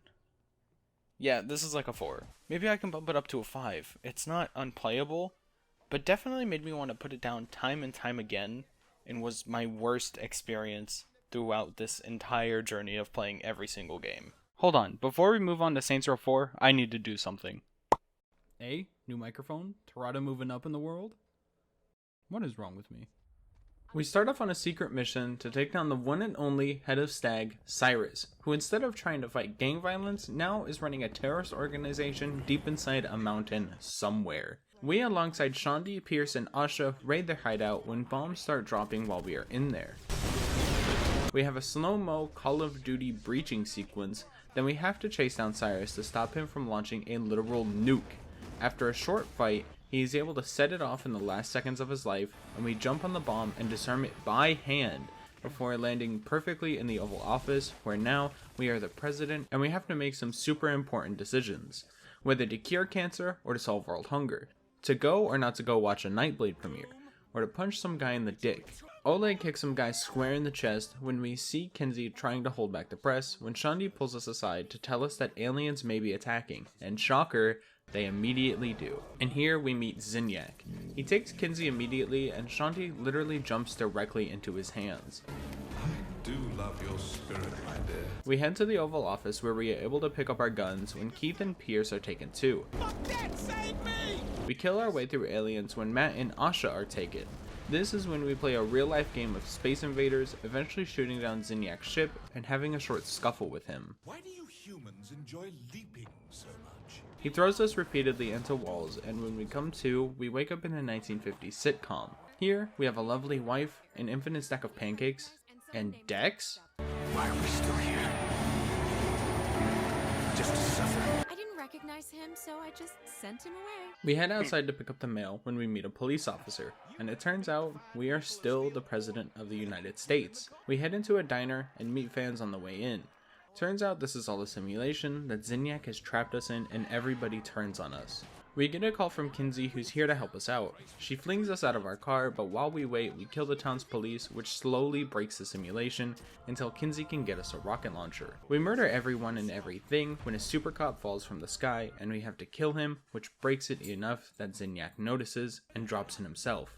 Of course, he's too much of a coward that he tries to seduce us. He tells us about how it's all under control and we mean nothing to his world. He shoves us into a fake steel port along with 3 wardens that are meant to try and keep us in line and to torture us. When we land, we do the normal thing we always do, steal a car and go to buy weapons at the nearest friendly fire. As soon as we leave, we are bombarded with enemies, and after killing them, we run into a flashpoint where again, we take out way too many aliens in way too little time. We then go to Kinsey's inner sanctum.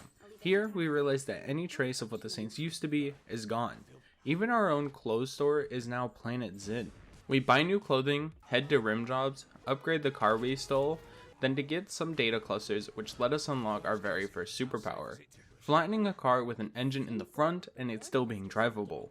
Or, I guess super sprint and super jump, which just isn't as cool. After a small tutorial and a sprint through the city, it's time to start working on taking down Zinyak by going to a hotspot, disabling generators, then to the controller and absolutely demolishing it, forcing one of the big ape aliens to drop down and try to take us out. But I've literally been blown up on a yacht and was fine, so instead of being taken out, we quite literally jump into his body and absorb his power just before forcing him to explode.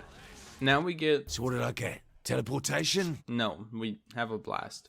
And after another tutorial, we head to the closest exit and leave the simulation, where yet again I'm butt-ass naked, and well, we should just get to where we aren't. Kinsey and Keith come to pick us up, where after hopefully putting on clothes, we fly our way through the Zin ship while listening to What Is Love and barely make it out as they try to close us in. We catch up with Oleg, and shit. Now he's dead. I could care less about the narcissistic fuck who plays Nightblade, but I'm kind of sad about Oleg.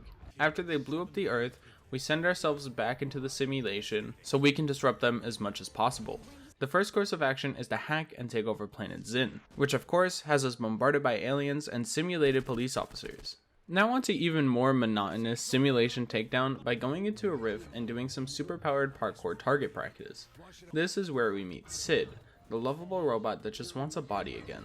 After a long jog, we go back to the base of operations, the Broken Shillelagh, where we learn about different elements we can have for our powers, but nothing is as cool as freezing your enemies. We head to the old crib ruins, where we steal a bounce gun, murder tons of Zin, and try to find a proper Sid that we can put the silly little robot AI into. 55 minutes! Let's just say Sid is going to take way too long to install the AI into, so we head to another point with much better internet, but shit tons of Zin, murder bots, and yet another big ape alien thing, who this time teaches us telekinesis. Now we head over to disrupt the simulation just a little bit more by competing in Professor Genki's mind over matter. It literally means nothing though, because now we head to the Broken Shillelagh yet again and work on letting out the one and only Matt Miller, once enemy, now MI6 hacker genius, and I think Kinsey is a little jealous.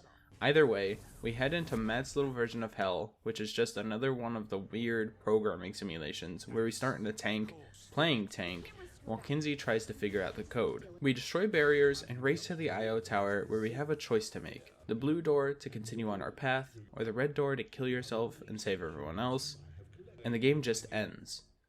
Well, that's because I believe some alien asshole. This time I'll go through the right door and get posed with the oldest technology known to man, a text adventure game, where we make our way through and save Matt by beating the shit out of Killbane just one more time. We come back to us playing cards, while Matt does his best to sneak out of the situation we put him in.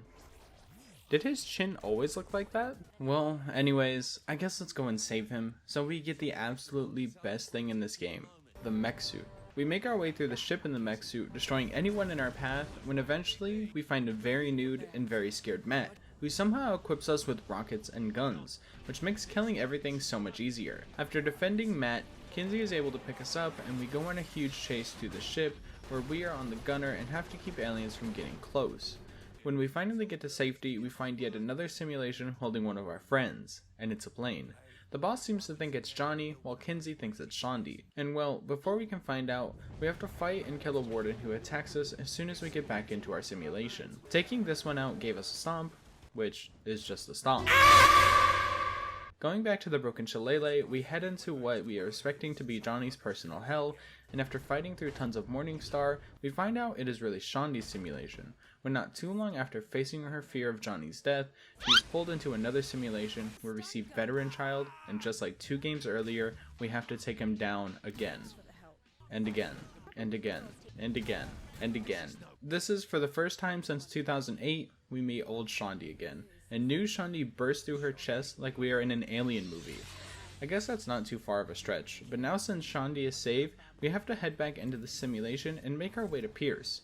We meet at the Broken Shillelagh where we meet Sid, who has some concerns, but no matter what, Pierce is still our boy, and we have to save him. We head into his simulation where he is being attacked by tons of cans of Saints Flow, and holy shit, Paul is destroying everything. How do you know his name? We use everything in our arsenal to try and take down Paul. When Pierce picks us up in a helicopter, we attack Paul one more time, and now we take control of a giant statue and absolutely beat the shit out of Paul, and to finish him off, we crack one open and pour one out for the boys. Now we have to tell Pierce the terrible news, that Earth is gone. What?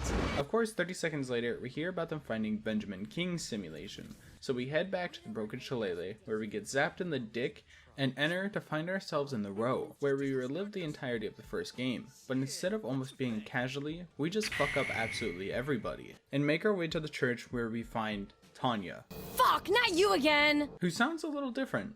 But either way, King holds a shotgun to our face, we fight our way through Vice Kings, and have to fight and kill Tony, who for some reason is on a turret, and it's moving kind of nice. What'd that turret do though? Anyways, now we have to go kill Tanya and escape with our dignities intact and no hepatitis. Well, maybe not our entire dignity. Who's the person that the fucking president of the United States asked to run their cabinet because they were way over their head? Now we head back in and back to the Broken Shillelagh to find and save Asha. I'm getting kind of bored of writing about this back and forth. We have to go on a super secret mission and sneak through and have to kill an evil version of myself. But before we get there, we kill the henchman and are finally able to take myself out and get out of yet another simulation. On our way back to our own simulation, it seems like something's gone wrong. We go on an adventure with the one and only Sid, who all he wants in return is a woman of his own. We go from location to location, tossing Sid and destroying relays to try and clear up Kinsey's connection to the simulation, and well, let's just say, Johnny may be alive after all. We kill a murderbot, destroy one last relay, and head to the source of the issue, and we meet our worst foe yet, the default player from the original Saints Row. But he's easy enough. We toss him back in, and now we have to deal with two of them. This just doesn't end, does it? Well, we have one more power we can unlock, so you know what that means. One last fight against the Warren to steal their power for ourselves. This time, it's buff. We turn our bullets into whatever element we have, and after a quick tutorial, I think it's time. We return to the ship and Kinsey has found Johnny's simulation, but if we go in, we have to go directly into Johnny's mind. Yeah. It's time to play and make our way through a side-scrolling beat-em-up, chasing down Warren Williams, who took Aisha hostage. After taking out Warren, we find out she isn't even there, and we have to go to her house and fight the Ronin on the way. We make it to the house, save Aisha, and have to fight Junichi, where Johnny absolutely fucks him up. But now it really is time to go and save Johnny and our robot. It's really more like power armor. Johnny, being the badass he is already tearing apart the Zins, and we are even struggling to keep up with him. We find him nude as always, but he destroys the fuck out of an alien, gets back his glasses, and tells us how Zinyak came in contact with him. Zinyak is such a scared bitch that he abducted Johnny because he thought he would be able to take him down single-handedly. But no matter how much of a bitch Zinyak is, we still have to continue on our mission, where we meet everyone in a simulation in Kinsey's inner sanctum and have to survive probably the biggest Zin attack yet. We take our tanks and fight Zin alongside everyone from the entire journey, and it feels nice to be with them again. We get in a helicopter, and while flying it, we find ourselves having a slight crash and being in an episode of Professor Genki's super ethical reality climax. But instead of furries, we have to take down the Zin while Kinsey works on getting us out of here. Of course Johnny wants to keep playing, They got more games like this in Steelport? but we need to leave. When on our way out, we come face to face with Zinyak. When woken up by Shondi, everyone's either dead or very asleep, and the other three are nowhere to be found. But the Zin did find us and are trying their hardest to take over the ship. We head to the bridge and find Sid, who lets us know that we are being dragged by the Zin to our deaths, but we defuse what seems to be some bombs and use them to blow up the ship we are attached to. And of course, with Johnny on our side, we blow it up and make our way back to our own ship, which I'm sort of surprised isn't blown up too. Well, we thought MI6 was to blame for this, but they're locked in a closet together. Kinsey is still stuck in the simulation, and what better way to celebrate than to fuck absolutely anybody I could find. Well, after that little break, we have to try and find the one and only Keith David, who betrayed us and is trying to become buddy-buddy with Zinyak to try and save Earth. But they don't know that I tried that before, and he lied. so I highly doubt he would keep a promise with Keith of all people. We get ambushed at the rally, kill everything like always, and head into Keith's office just to find out he didn't betray us. He was trying to help us, and he knows where Kinsey is, but Zinyak finds out that Keith betrayed him and takes him hostage too. We find Keith fighting what seems to be a Scottish man when Keith takes off, and we have to chase him down until we meet him on the roof, kill everyone and every Sid, and destroy the satellite that's making Keith lose his mind completely. But to get Keith to talk, we have to beat the shit out of him. We come out of the broken shillelagh and make our way to Sid, who I think is leading us to Kinsey. I'm not quite sure, he just went batshit crazy. We end up back in the 1950s stereotypical sitcom and have to not only deal with decoys of Kinsey, but have to fight tons of enemies, including Cyrus, who is in charge here. We destroy the propaganda trucks and all speakers around town, dance with Kinsey, and use the power of wub-wubs to take out Cyrus and save Kinsey. We get absolutely clocked, and then make our way to get a key for Kinsey, and yet again, we have to fight with Johnny, where we search alien containers, fight Zin, and pick up a CPU, head to a tower and destroy tons of alien tech to gain another part with them. Which, to be honest, Johnny is right. It doesn't make sense. After getting the part, we head to the dock, destroy more alien shit, grab more parts, and follow Gat to where he crashed his helicopter. We clear his landing spot of enemies and get in another helicopter, and fly off into the sunset. We go to meet Sid, who is able to make our key function, but not without endless amounts of murder, and time wasting with old Shaundi by our side, who now is going on a date with Sid. We have to pick up the power cells and get to steal a tank, which has a very strict timer that if I don't make it back, I'm going to die. So you know, that's a little rough. But we make it back and Kinsey is able to stabilize the tank. We meet her back on the ship and now we are in the final stretch. It's time to take down and kill Zinyak. We give our final speech, Bitch, I wrote it. and head with Shaundi and Pierce to the Syndicate Tower with the key. We ride on the back of a truck and kill everyone who tries to take us down. Once we get to the tower, we defend Sid while he takes care of it. We pick the key back up, enter the tower, and wait for Sid to very slowly make his way to the giant Sid in the sky and destroy it using the key. And it's time for us to come back and go with Asha and Matt to kill aliens. We break down the simulation enough to try and find Zinyak's location. When we finish, we have to escape as fast as possible because it is absolutely falling apart. But that only leaves us, Johnny, and King to fight our way through the ship until we find a suit that gives us our powers from the simulation. We then keep fighting our way through the ship until we reach the big ol' bitch himself, Zinyak, who after getting his ass beat one-on-one, gets in a mech of his own and tries to kill us, but again, after everything we've been through, this is nothing. We take him out, absolutely fuck him up, and tear his spine out of his body along with his head, and that's it. We rule the Zin Empire. Everyone bows to us, and we try to find another world we can take over and repopulate. But first, I think it's dance party time. The story here isn't as bad as many people say. So we start as campy and over the top as you can get, and it's honestly a nice change of pace 10 years later, especially since everything now seems to be way too full of itself and serious.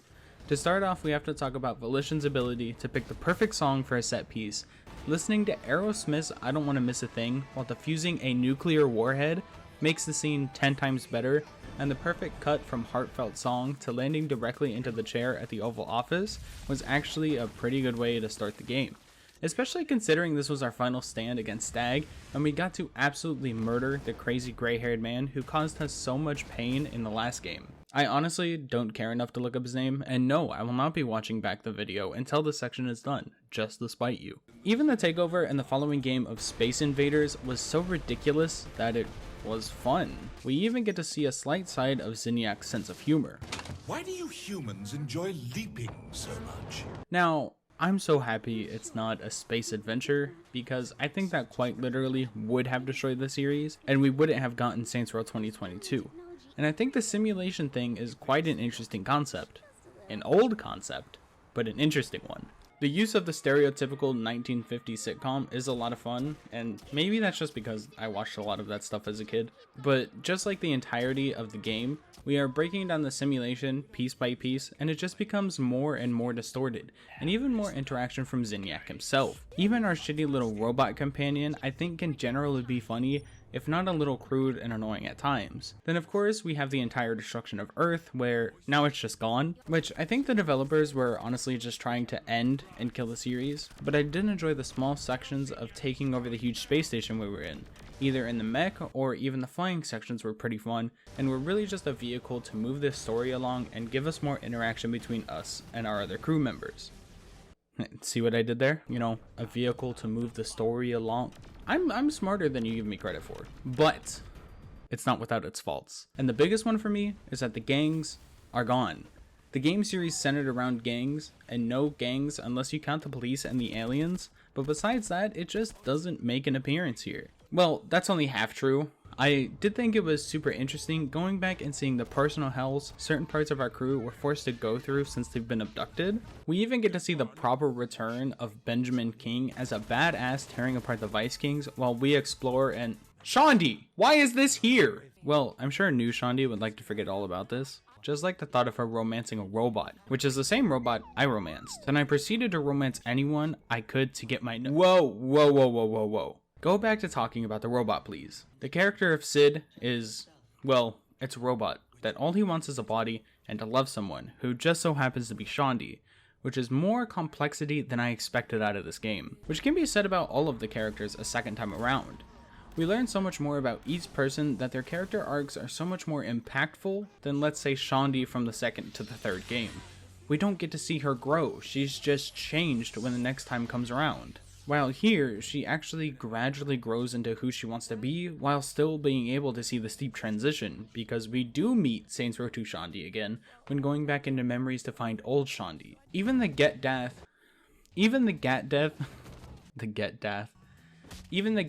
finally pays off when it turns out he wasn't dead the entire time, but just abducted by the same aliens as we were a few years later. He was just too much of a badass to be taken out the way he was, and Zinyak was a scared little bitch. His personal hell was still lots of fun because it's in the form of an old side-scrolling beat-em-up, and we get to play alongside him to save Aisha. All of this doesn't change the fact that the death wasn't impactful at all, but it feels more like damage control. Volition was trying to save face because they fucked up last time. But honestly, I love Johnny as a character, so I'm not really going to complain that he's still alive. Even from Zinyak himself, he is just a big, giant, alien monster man alien thing, but he has a surprising amount of depth for big bad evil thing. He isn't the deepest character alive, but he actually has a sense of humor, like I said earlier. He wants us to have our fun, but you can see as we get closer, he gets more nervous. Even the fact that he took Johnny because he thought he could take him down on his own shows just how scared he was that he would be taken out. It's probably the most well-rounded cast we've had since the original Saints Row. I'm not saying by any means that this is the best story in the franchise, but I am saying it is one of the most fun and so over the top that it adds to the fun. Instead of during Saints Row is still trying to be somewhat normal, which just doesn't work for the situation they wanted to take the series, and I actually think it's a good thing that they decided to just go batshit crazy. This game introduces superpowers, which makes it so much more fun on top of the fact that the story is just way too over the top to begin with. But I'm sort of on the fence of this not really feeling like a Saints Row game anymore. I think the game should have just been called Ultra Mega Alien Simulation Simulator, and I would have been perfectly okay and still would have played the game eventually. It's sort of similar to how Assassin's Creed Valhalla could have been just named Valhalla and been a standalone. I know brand recognition and everything, but I still would have bought it and played it just from it being a Ubisoft game, or in this case being a Volition game. But it probably wouldn't have been in this video, just like Agents of Mayhem. I know it probably wouldn't even be that remembered if it weren't attached to the series, but that's beside the point. The powers. We have two basic ones, which are pretty basic. We have super speed, which is exactly what you would think. Then there's a super jump, which can be charged and paired with a super speed, so you can send yourself flying across the map like none other. And there are special little upgrades that make that even easier, like a glide, and it just makes traversing the city so much better, which, if you know, I find driving around Steelport very boring. Not only that, but even the combat is enhanced by these powers. We have a blast that comes in multiple elements, the first being an ice blast, which freezes your enemies where they stand, leaving you so much time to get headshots and just to put them down in general. Then there's telekinesis, which is so much fun. Being able to pick up cars or even the enemies themselves and throw them straight into walls or into other enemies to take them out. It's just a ton of fun. Then there's a stomp, which again is pretty self-explanatory, where you stomp and it creates an elemental AoE around you. launching anyone close enough into the air, and to be honest, I have no idea what buff does. I'm pretty sure it's just an elemental effect applied to anything close enough to you when you run past. In all, I don't really mind having the powers here. They add another aspect to the combat to make it completely batshit crazy, over the top, and fun, which is nice to see them embrace it instead of the combat and weirdness in Saints Row 3 kind of feeling like a half step, which maybe at the time was perfectly fine, but I played these all within a week or two. Why am I doing this to myself? The superpowers are even dragged into the activities. There are of course some new activities, but also there are a lot of staples that return but with changed mechanics, because, you know, superpowers, or other things being added in the game like the mech suit. There's mayhem, just like any other game, where you run around and destroy everything in your path, but this time, there's more than just one. There's telekinesis mayhem, where you can destroy things with telekinesis. The main goal is to pick up balls and toss them at cars and fences to cause damage, because mayhem. Then there are the vehicle mayhems, starting with the tank mayhem, where you do the same thing, but in a tank. Then UFO mayhem, where you do the same thing, but in a UFO. Then there is mech mayhem, where you do the same thing, but in a mech. It's pretty much just destroying shit, and we all know that I quite like a bit of stupid destruction. Then there are the rifts, where we have 3. Well, at least I think it's 3. The first is the platforming rift, where we have to land in the center of every platform in a way too long obstacle course, but that's how a lot of these felt. But onto the second rift, where you are basically playing what feels like a shitty version of Super Monkey Ball. Then there are telekinesis rifts, where you have to pull balls out of mid-air and launch them back at targets to take them down. But sometimes they shoot back and it's just kind of boring target practice. Then finally the professor makes his return, but this time it's not just him. It's also his mom. And let's just say, she's looking thick as fuck! Wait, it's not his actual mother? Oh, it's mind over matter. Oh, okay. Well, the goal is to use your telekinesis to launch things into specific goals, anything from the decapitated head of Genki to just cars that you send flying into targets. Here, there is a huge change to Fight Club, where instead of a Royal Rumble, there are waves of enemies and they are all just as superpowered as you are, with the final enemy of that specific arena being somebody we've seen in the series before, and they're on par, if not more powerful than you. And let's just say, Josh got his ass beat. While this time around they're not the most absolutely interesting and inventive activities, most of them are still fun enough and easy enough to wrap your head around. Well, except the fucking rifts. I can't stand it. Maybe I killed my attention span over the last few years, but they just last way too long. All this talk about superpowers has me thinking about the city we're using them in, and even though it's pretty much the same city as Saints Row 3, it somehow feels less annoying. I don't know exactly how to explain it, but with the introduction of powers, it's far better traversing the city, leaving us the ability to just move around the city much faster and smoother than we could before. I don't feel the need to fast travel as much, or even the long drives are replaced by marathon long sprints, which still leave me not completely bored this time around. The introductions of aliens also gives the city a nice pop of color that it so desperately needed. Before, Steelport was very bland. It was gray and what felt like a city with less going on than a game that came out in 2006. Now, it's still just as gray, but the bright red alien structures catch my eye. My puny brain likes shiny things, what can I say? Even the advertisements and the play on what we would have seen on the billboards before gives a little more life to a still pretty lifeless city. There isn't much I can say about it because it is just the city from the last game, but I do like the addition of towers that we can climb and conquer, which is something I thought I would never say considering Ubisoft has pile driven that concept into the ground in every game they've released since 2007. But again, not much has changed, so the city still feels pretty empty and like a set for the Truman Show. There are no real redeeming qualities in the city itself that make me want to stick around. But at the same time, there's nothing that feels incredibly horrible that makes me want to leave it. I don't even really notice any collectibles besides the data leaks and the points dotted across the map where the aliens just want to murder you. Besides that, I generally don't know what else there is in the city. I'm sort of disappointed to say it. It doesn't feel like much has changed from the last, and the series is never going to really rejuvenate my love for the city like it did in Saints Row 1 and 2. But you know what? That's okay. Those original games are a relic and classics for a reason, which honestly, I think look better by today's standard than this game. I honestly think that this has to be the worst looking Saints Row in terms of graphics, but that's all because of the time it came out. Textures even in cutscenes are atrocious. I want to say I was playing Re-Elected on my Xbox Series X, and oh my god, compared to the other games that came out around the time, it looks terrible. I use all the same logic when looking at these games in terms of their graphics, and I look at games released around the time, a couple years before and a couple years after, and oh my god, it is bottom of the barrel. Looking at certain textures, they're incredibly muddy or flat, and something I expected to see in a mid-life original Xbox game.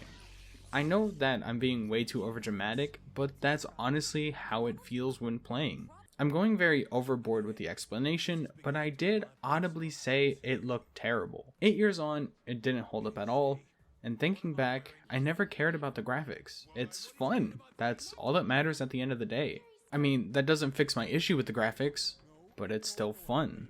I don't know how to transition because I'm a shit writer, so let's just talk about killing things again. The shooting here feels exactly like Saints Row 3, but is again brought forward with the addition of the alien weapons and powers. It's not even just the alien weaponry, but they went all out, just throwing shit at the wall, and any weird idea that they thought would be funny was added. There's things like a tentacle bat, which is a more family-friendly version of the penetrator that I think I can actually show you, and there are insane weapons that you can abduct enemies with, fire knives at them and watch them eventually bleed out. There's a fucking exploding plunger and a dubstep gun. As you can see, this came out at a time in the world where Sunny was the top of the top, and Volition took no time to make fun of it. The combat is pretty much the same too, with the return of the finishers that you can do just by running up on somebody and slamming their head into the ground before jumping on it. The QTEs are gone, which I'm not going to complain about, so it becomes just more of a spectacle. In general, I have to say one more time, it's not that good. But sometimes you don't need a game to be incredible to enjoy it, because it's a lot of fun. But objectively speaking, it isn't that good. The game is nowhere near the first two when you put every little aspect side by side, and personally, just because I've had a ton of fun with this game, with the mechanics and the superpowers, it's still just not as memorable. Or what I personally define as Saints Row. Since I gave Saints Row 3 a 4, I can't put this above Saints Row 1 or 2, so it has to be a 5. Solid 5 out of 10. Very middle of the road, with fun mechanics, which isn't bad. I enjoyed my time with the game, and I'm sure a lot of other people will, and wouldn't even think about anything I've talked about besides that it's fun. And maybe for that sentiment, I'll be in hell. But you know what? I'll see you there, because right now, it's time to talk about Gat Out of Hell. We start off immediately where we left the story. We've defeated Zinyak. The universe is ours. And what better way to celebrate than to celebrate the birthday of the one and only Kinsey Kensington? We decide to go back to the early 2000s and pull out Ouija board. You know, it's all normal and jokey demonic fun until something spooky happens. The board takes over and spells out Jezebel. Then a portal opens and steals the boss from Saints Row 4. Of course, in response to this happening, Johnny does what Johnny does. Fuck this. Johnny and Kinsey grab the board again and go chasing after the boss when we end up landing in hell. And of course, who do we go to see in hell? Oh, you know, nobody but the most evil villain we fought, Dane Vogel. Vogel wanted nothing but to take down the devil himself, and the devil is the one who wants to take the boss to marry his daughter. We need to make the devil as pissed as possible.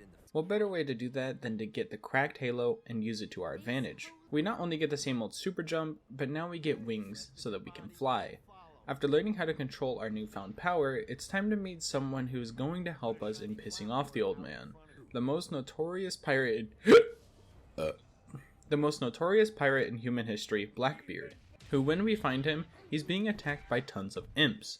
We kill all the imps with a massive fucking hammer, and Blackbeard is going to give us information about who and what we need to take down in exchange for money, which makes Johnny very happy. Next, we are going to see Shakespeare, who is probably the most well-known author and playwright the world has ever seen.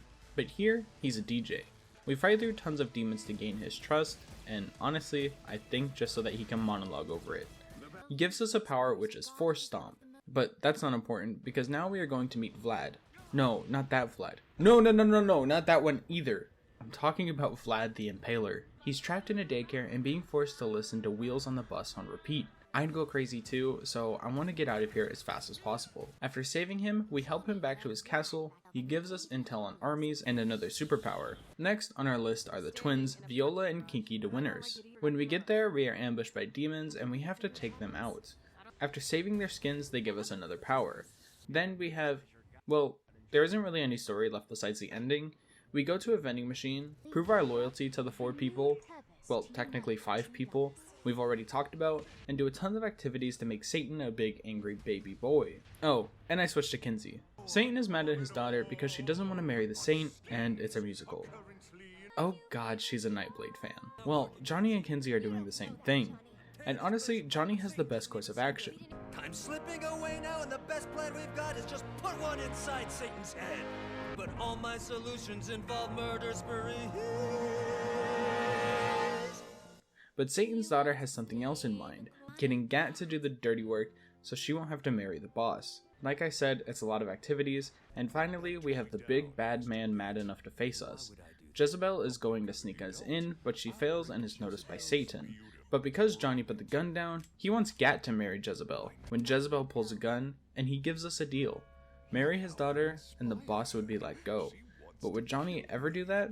No. Johnny shows up to the wedding and domes Satan, and fights alongside Kinsey to take everyone down, including the devil himself.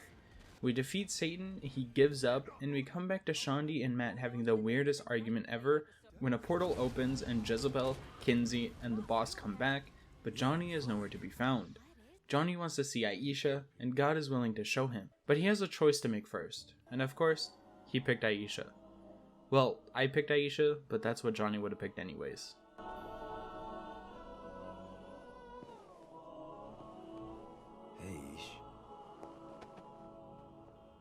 So in terms of the story itself, it's actually not as bad as I was expecting. I went into this game not expecting much, and I was pleasantly surprised. We are just suddenly thrown into hell during a birthday party where we used a Ouija board, which is something I was always kind of terrified of happening, and here it does. So I think that's actually kind of funny. The use of a mixture of real people like Shakespeare and others from the original series is also kind of interesting. Shakespeare is a full of himself asshole that just wants you to do his dirty work so that he can talk over the action like it's another one of his plays. Blackbeard? Well, it's just Blackbeard. He's a pirate. Then there's the return of Viola and Kiki. Hell, there's even the return of Dane Vogel, who is just as much of an asshole as he was in Saints Row 2, but this time he's on our side. He wants our help to take over Hell like he tried to take over Stillwater, but for that we have to fight against the literal devil. Satan himself is the final boss, but the path to getting to him is a little annoying. You essentially have a progress bar where you can see how angry Big Man is getting. That's not the issue I have with how the story progresses, but the issue I do have is that it's 99% activities. There are no real missions. When playing through the main campaign, there are no real story beats to experience besides the meeting of Vogel, the Devil's Daughter, and the death of Satan. The game is set up perfectly to force you into these activities and still leave you a tiny sliver to have Papa Morningstar mad enough to take you on. The end of the mission list doesn't mean the end of the game. End of the mission list means completing miscellaneous things across the map so that you can get to the end. This kind of goes back to my original gripe with how the story was structured in the first 2 games. It feels padded when you have to go out of your way to do something else before moving the story ahead. Granted, it's not as egregious as the respect system, but still slightly annoying. The one redeeming quality is that unlike Superman 64, flying around doing activities is actually pretty fun here. Oh, and before we move on, I'm really happy we get to choose between Gat and Kinsey. I love both of these characters, and actually played most of my time as Kinsey, but made sure to play as Johnny during the final fight, and you know what? I got an achievement. Feels good. Here, there really is only one activity that is brand new, and one that has a slight change. First, I want to talk about Salvation. Pretty much all you have to do is fly around in circles, saving those who are damned. They head in different directions, so it's all a balance of who you want to save, and the order that you do it, because the ones heading toward the ground give you a wing flap, while the ones going towards the sky recharge your stamina. This leaves it with a lot more strategy to get the job done, versus something like Mayhem where you just destroy everything in sight. Then there's Hellblazing, which is essentially the blazing activity from 2, 3, and 4, but this time you're flying around at insane speeds, which requires incredible reaction timing to complete to get the gold medal. Like I said, the flying is actually really fun, and running around Hell feels good. So this, with the added benefit of hitting little white orbs that give you extra flap of your wings, makes it fun, and different enough to be enjoyed over the other traversal systems. I do want to say that the traversal system here is a vast improvement, at least in my personal opinion, over Saints Row 4. I much prefer flying in Hell versus running around and gliding in Steelport. While both systems are fun, it all comes down to personal preference. I prefer the more free-flowing flight, where I have wings to keep momentum or to shoot myself higher in the sky, which still being able to start my flight with a massive jump. The powers in general here do feel like an improvement over those seen in Saints Row 4, but that's, well, it should be because it's the next game in the series. Moving on. There's still the blast and the stomp, but they behave slightly differently, specifically the stomp. It doesn't create an AoE around you, but pulls enemies in and throws them out with the help of upgrades. Then there's the aura, which I really don't understand what it does, but when it's activated, whichever element you have is applied to the enemies around you. So essentially you could run through a crowd and set every single person in your way on fire. Then for the last power scene in this game, there are summons. Not the cool ones like we see in Elden Ring, where a fucking pot comes and helps you. They're just imps that latch onto demons to kill them.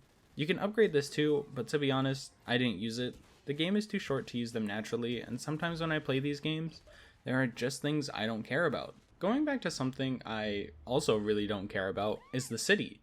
I talk about the city every time, so this should not be a surprise, but the city is kind of meh.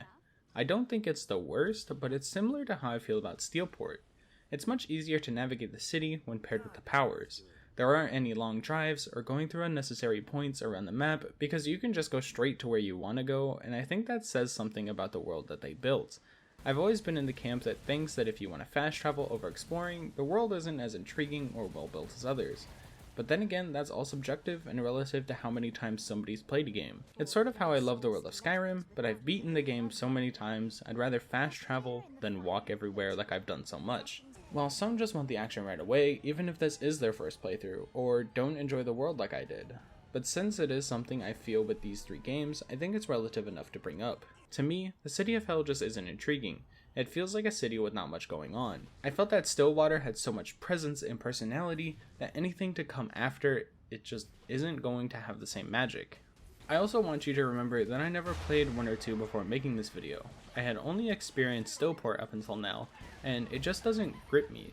This is something that I think Rockstar has always done well with Red Dead or GTA, and is a major reason why I think Saints Row isn't the beast it was in 2008. The world just doesn't feel like a second home. I mentioned when talking about Steelport that it felt weirdly monotone, and this even more so. Everything red, everything looks the same, it again doesn't stick in my mind, and I could barely navigate my way through even while playing, and it's a little disappointing. Overall, I don't think this game justifies a rating or a proper outro, because it is in the grand scheme of things an overblown DLC or spin-off, but that's not to say I didn't have fun. I knocked this out in a day and still had the rest of the day to write or do other things, and in that way, I think it wins. But like I said, it's 90% activities, which leaves the story-driven part of my brain feeling left out. I'm not going to rate it, but I will say, if you buy Re-Elected, give this a try, because it comes packaged in, and is probably the most accessible version to play. It really is a subtle change to Saints Row 4, but still a ton of murder spree fun, and well, I think the musical portions were pretty funny. It's not working, Kinsey. You don't know that, Johnny. Tearing this place apart, but Satan doesn't even seem to... We didn't come this far to fail. You think I'm giving up? We have one less place to go. What if it doesn't work? The bus is counting on us. You think I don't know? Hey, you! We gotta find... Paul!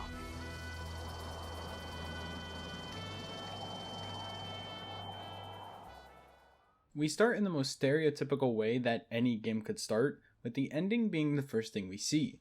Slowly fading into the Saints Church, we are throwing a massive party and posting on social media to try and get any new recruits. We are greeted by the one and only Antonio, when it goes from the party of our dreams to us being dragged and buried in a shallow grave. We come back to a training video for the one and only Marshall, and turns out we are a new recruit. We are here to take out the one and only Nawali. We push through his forces while everyone around us gets absolutely fucked when we get to an APC and use it to kill everyone in sight, and well, let's just say our driver was hit. Mango tear? Put it in reverse, tear! Put it in reverse! Oh, Lord! After crashing into this little cave mine thing, we meet back up with our team and go inside the saloon to try and capture the Nawali, who takes one out of Oleg's books and jumps onto a VTOL and takes it for himself, and us being the wannabe superheroes we are we attach a winch to the back of the jet and take off with it. After a very Mission Impossible battle on the roof of the VTOL, we get into a little scuffle that ends with us being dropped back down next to our team and the Nawali being captured, but our CO is not happy. This is a warning. Fall in line or find a new job. With this shitty day behind us, we head home to meet our favorite people in the world, Kev, Eli, and Nina. Kev, as always, is the topless chef, and of course Snickerdoodle comes out of nowhere like any cat would. What better way to celebrate us getting fucked over by our job than to head to a payday loan place, sock the guy in the face, and steal the money so we can make rent. When heading towards our switch car, we notice that it looks a little different. It turns out the Pantera scrapped it, and we have to take them out before stealing a motorcycle and making our way out of the city through the desert. Sadly, that doesn't go too well when police decide to cow trot me, and we just fucking tumble. Luckily enough, Nina wasn't very far away.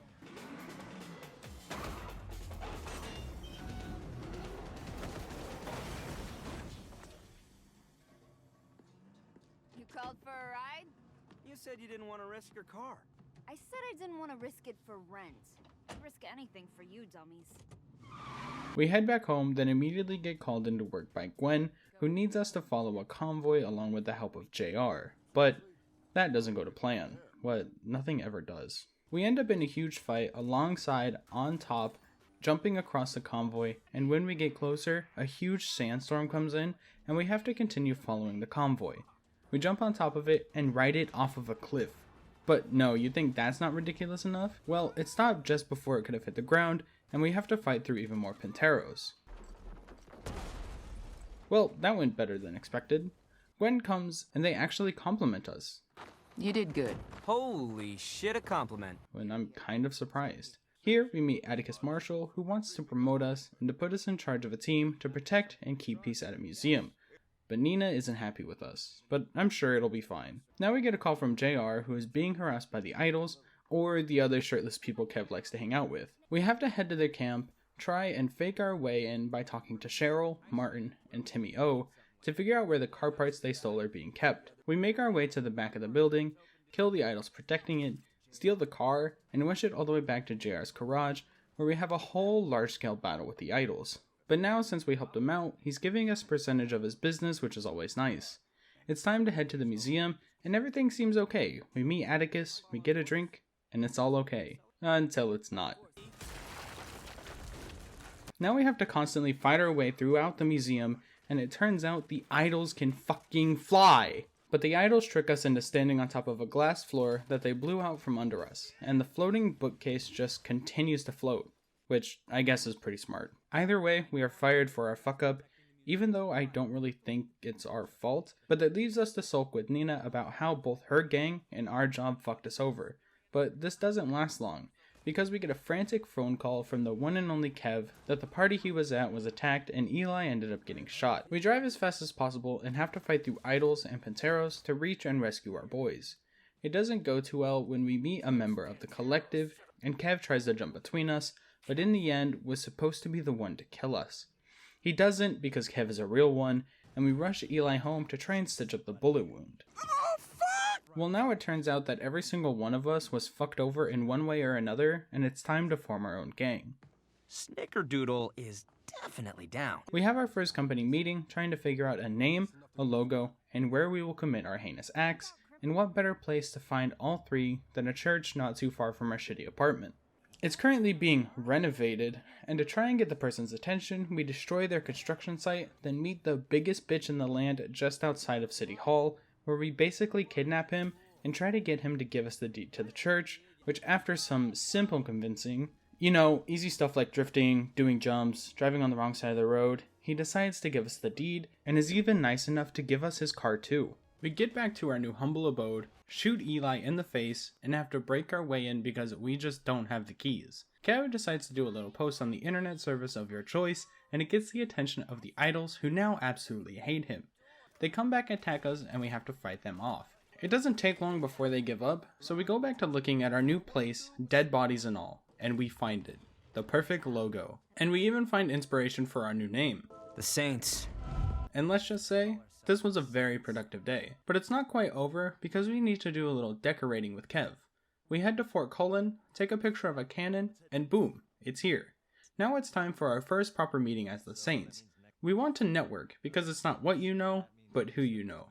And we just so happen to know the one and only JR, who is ready to work with the Saints. But first we have to take care of the Panteros that are messing with his business. But that just pisses them off more, especially after killing them and destroying their parts with their own trucks, that they just decide to attack JR directly. We save him, and now he's one of us. We head back to the church, talk about what to do next, and we start off by acquiring Bright Future. After meeting with our new employee, we get a call from a very angry Nina.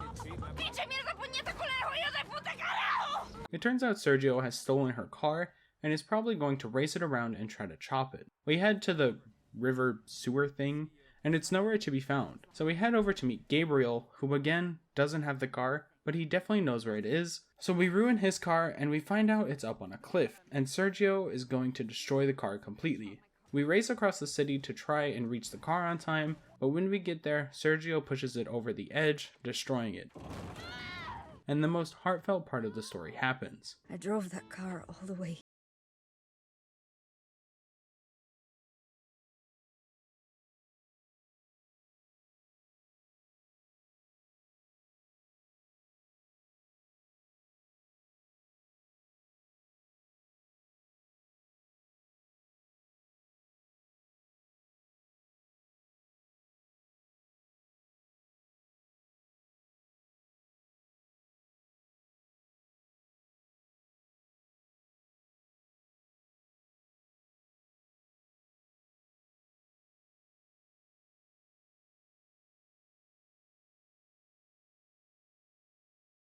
If Sergio's gonna fuck with my family,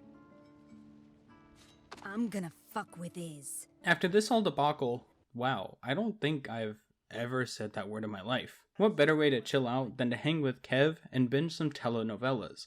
But he never shows up, and we just assume he's off having freaky fun, when he was really taken by the idols. We go to take him his inhaler, just to find a group of idols at one of his favorite places, and to find him we have to interrogate an idol.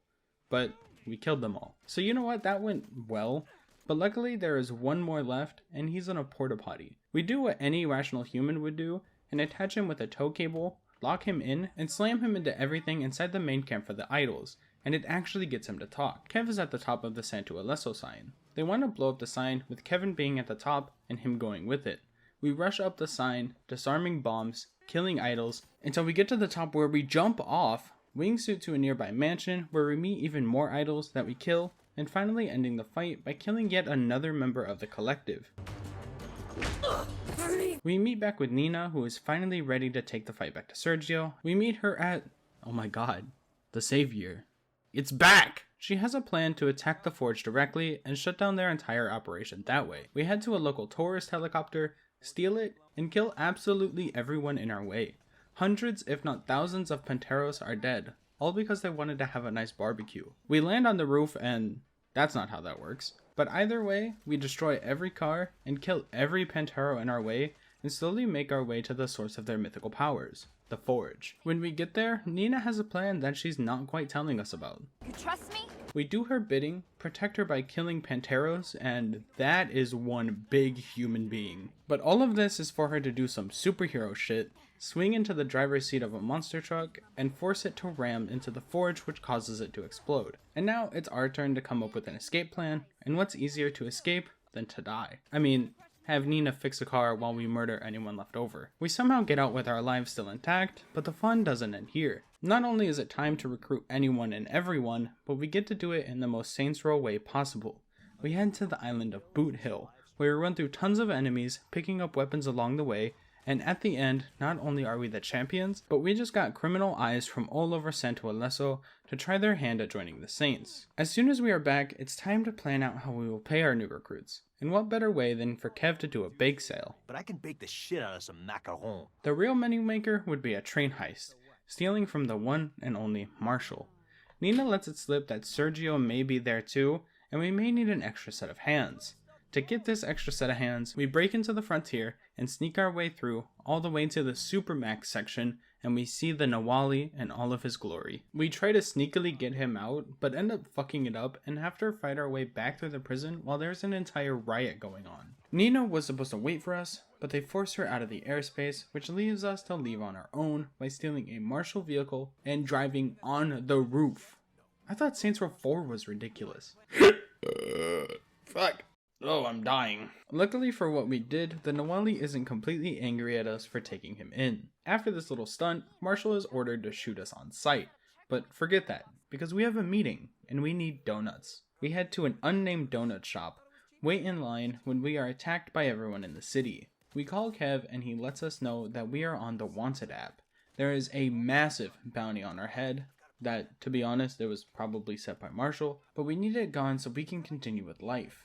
We head to where the app is ran from, and we try to get them to take it down. We never curate user content on the Wanted app. Corporate policy! Yeah? How about I put you two jokers on the app? So instead, we put them on there. But while we do that, we have to stop everybody that is coming after us.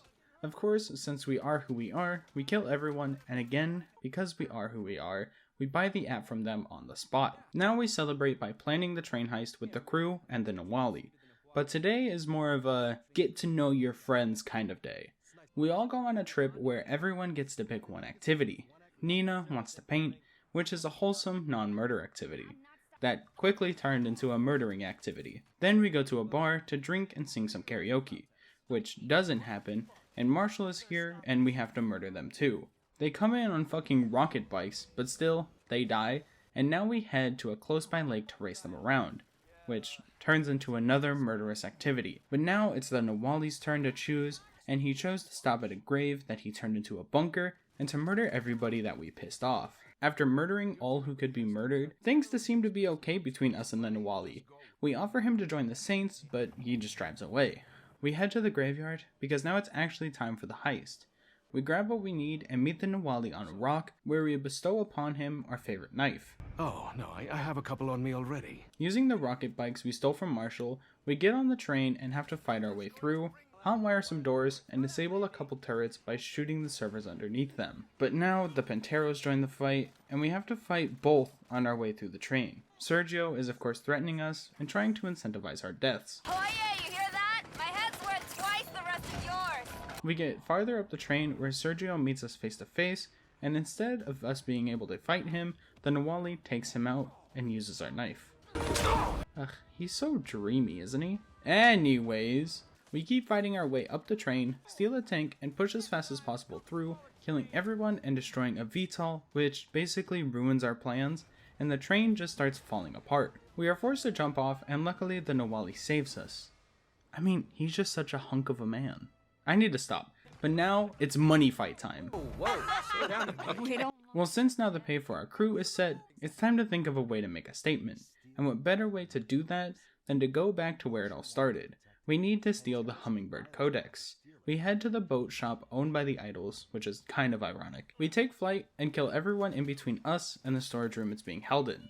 They expected this though, and it turns out that it was a fake codex, and it's a bomb. We're able to disarm the bomb thanks to our time at Marshall, get out of the room, fight even more idols, and head to their yacht on their own jet skis. We kill everyone, again, and find the actual codex, which is still connected to a bomb, but we disarm it, again, and use it to blow up the boat and to escape in a helicopter that Nina sent.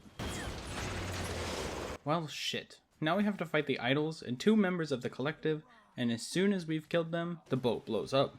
We run through the fire and the flames. Keep your head down and run. Don't get too close to the flames and you'll be fine. Thanks, Kev. I never would have guessed how to avoid getting burnt. Now that we have the codex, we have our first and best speech. The 4 of us founded the Saints, but it belongs to all of us. It belongs to anyone who dreams of making something of themselves and are fucking tired of the world trying to hold them back. You know what that means. Finishing this fight. Alright. First we have to set up a party when a martial lawyer appears in our church when we decide to just shoot him in the face. Which doesn't work because laws and stuff. To get out of the legally binding contract we signed with our time with Marshall, we head to the Marshall headquarters and are on the search for Atticus. We have to fight through so many floors of Marshall's and even a fucking murder robot just to get to his office to realize he isn't there. Instead, we find the lovely Myra Star who wants Atticus gone so she can take over. The plan now is to steal a Marshall tank, destroy absolutely everything to drop their stock price as low as possible so Atticus is voted out by the board of directors. Oh, and a little help of Eli shorting the stock. You won't, because I'm in your tank. We head back to Marshall HQ where we meet Atticus face to face, where he gets voted out, but not without a bullet to his face. Since he's gone, Myra lets us go, and now it's time for that party we've been waiting for this whole time. Everything seems to be going absolutely perfect. Friends having fun, and even the Nawali stops by to... Well, let's go. Now, we are in a weird dream state, where we have to basically find our way to forgiving ourselves and figuring out that we are enough for our friends. We are somehow still alive and get ourselves out of the shallow grave and find that Nawali has taken our friends and tried to live our life. But well, we're not gonna let that happen. First, we go to his graveyard bunker, steal some weapons, and to the Silver Gulch, where we steal what started absolutely everything. The same VTOL that we took the Nawali down in the first place. We kill everybody outside the building the Nawali is hiding in. Like I said, we aren't just going to let him get away with this. After a little scuffle, our friends are able to get away, but so is the Nawali. We fight our way through the building, chasing the Nawali, until he is able to take an elevator and surprise us by being in a fucking helicopter. But we have a rocket launcher and a dream, which takes him down no problem. As soon as the helicopter is down, we meet him on the roof for one last standoff, the old-fashioned way. Luckily for us, we are speedy, and he gets shot before he has a chance to shoot us. The group meets us on top of the building, and that's it. It's all over. What this story makes me realize more than anything is just that Volition doesn't understand what made those first games so special to those who played them on release, or even me who played them specifically for this video.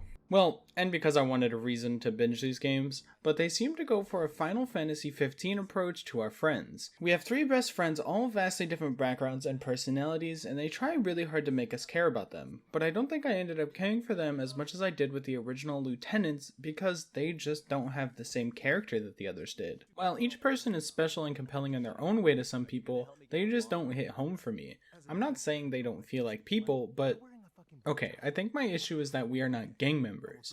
We are for completely normal people who aren't hardened criminals. In the first 2 games, we're doing gang stuff, with gang members taking down gangs I could see existing and being legitimate criminals. This is something that's slowly been lost as the series continues. We start as low-level thugs, and by the 4th game, we are the president and even the ruler of what seems to be the universe.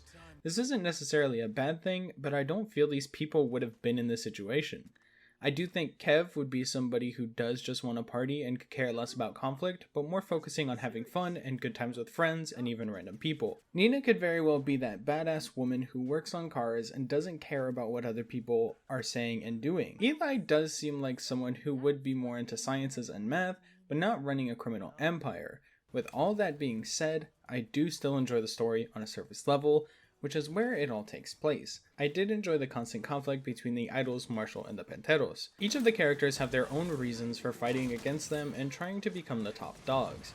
We of course hate Marshall because we were fired over something that wasn't really our fault. I mean, they are just a shitty private military organization, but still. Nina and Kev were both fucked over on the same day by their respective gangs, and Eli?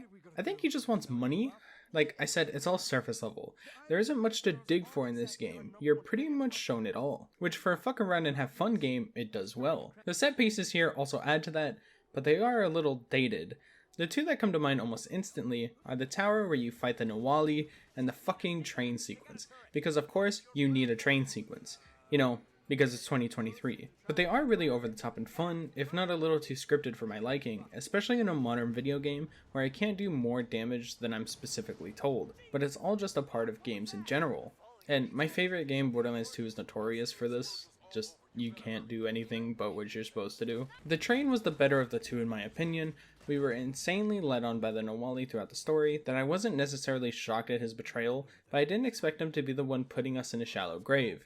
I'm pretty sure the only possible harrowing experience in the story is when Eli was shot, but it was like, whatever, he was fine. One more thing that bothered me about this experience is the sudden rise to fame and our focus on officials instead of the gang members that we're trying to fight against. Multiple missions were set up in a way that you had to interrogate and scare somebody enough that they do your bidding for you. And honestly, I wouldn't mind it if it was more focused on maybe other parts of the gangs, but it was all government officials, which did make it feel a little surface level. Like I said, this entire story is surface level, so I guess I can't complain about it.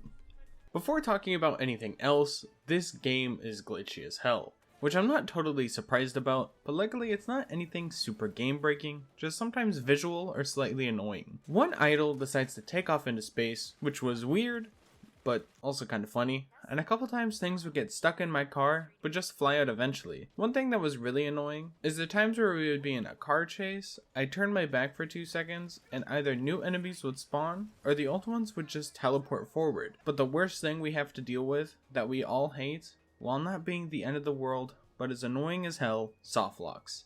I soft locked on a mission where we were taking the church, which I'm not sure why it happened, but I did. It was really just a quick restart mission, or I could have maybe just restarted from checkpoint, but it's still annoying nonetheless. Overall, nothing too bad, and in a world of completely broken video games, I'm not too mad about it. So with the rebooted story and the new city, of course we can't do all the same boring shit from before, right? You know, the staples like mayhem and insurance fraud? No, we don't do that anymore. We are literally Satan now, because we give a restaurant a 1-star review and hordes of enemies try to kill us. It's called Atcha, which I don't know what I expected.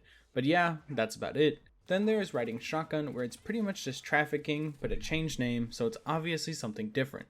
Then there's something that we actually haven't seen, and it's shoplifting. It's pretty simple, where we use the weird wannabe cargo bob and steal things while flying around, just to drop them off somewhere like the good little child we are. Then we have Wingsuit Saboteur, where we go building to building using our wingsuit, killing tons of people and destroying satellite dishes. And I'll be honest, after playing the first 6 games back to back, I've lost interest in the why and just do what I'm asked. The last is Pony Express, where we have to deliver vehicles or packages in vehicles without being seen by the cops. But if they do see us, we just murder them, and they just give up. So I don't know why even follow us in the first place. I don't think this is the best cast of activities we've ever had.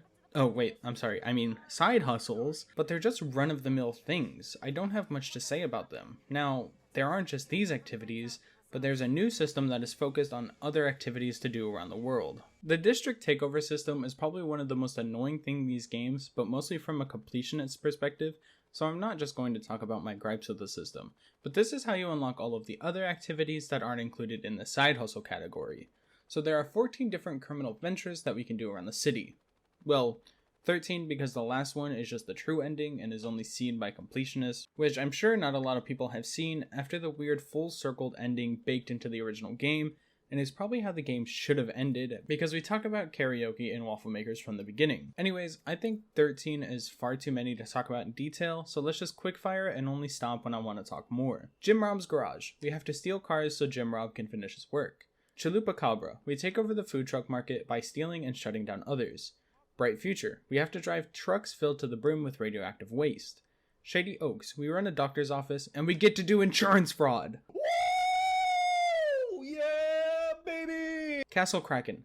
The best. LARP. Shooting people with Nerf guns. Eureka Baiter. We invent fun shit. Laundromat. We get rid of corpses because our workers are fucking incompetent. Wozier's Repo. We again copy Rockstar and repeat Franklin and Lamar over and over. Cutting Edge. We take pictures of shit. Cactus Radio. We jam radio signals so our enemies can't call for backup. The big one. We cause mayhem so we can sell more weapons. Final Strike Dojo. We bash in people's skulls with our hands to force the people they're protecting to work with us instead. And finally, Planet Satans. We steal other people's clothes and use them in our store and sell them as our merch. Wow, that honestly sounds like most companies, to be honest. It is a bit annoying that these activities are hidden behind a massive wall, especially because they're pretty fun. You not only have to save up the money to open the businesses, but then you have to sit there painstakingly completing the same thing over and over to get the true ending. Even for me, someone who did want to 100% the game, I sat there streaming my game to my iPad, watching Netflix on my phone, and waiting for the money to be deposited in my account after already 100%ing everything else but the last few bits. And that's one more thing that's annoying. To 100% a small chunk of the map, you have to buy the business first, then you can take care of the threats and other things. So you know, fun. But nothing is more fun than the desert. The world is 50% desert, 25% desert town, 24% city that looks nothing like the desert, and 1% sun jumps using what seems to be people's graves. So, you know, fun. All jokes aside, if I were to rank each of these worlds we live in while playing these games, it would go, well, I'm kind of in between Hell and Stillwater with this one. The biggest reason for this for me personally is it is a world that I am somewhat happy to drive around in and exist in. The drives don't feel insanely long, and we are finally back to a city where I can somewhat tell what district I'm in by the architecture.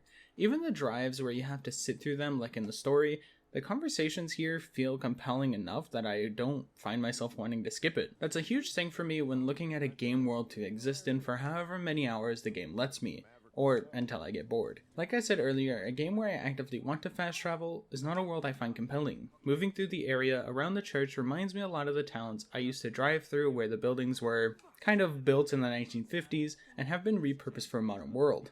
Driving through the city, it's obviously just a city, and the rest is just desert, which we don't spend a lot of time in.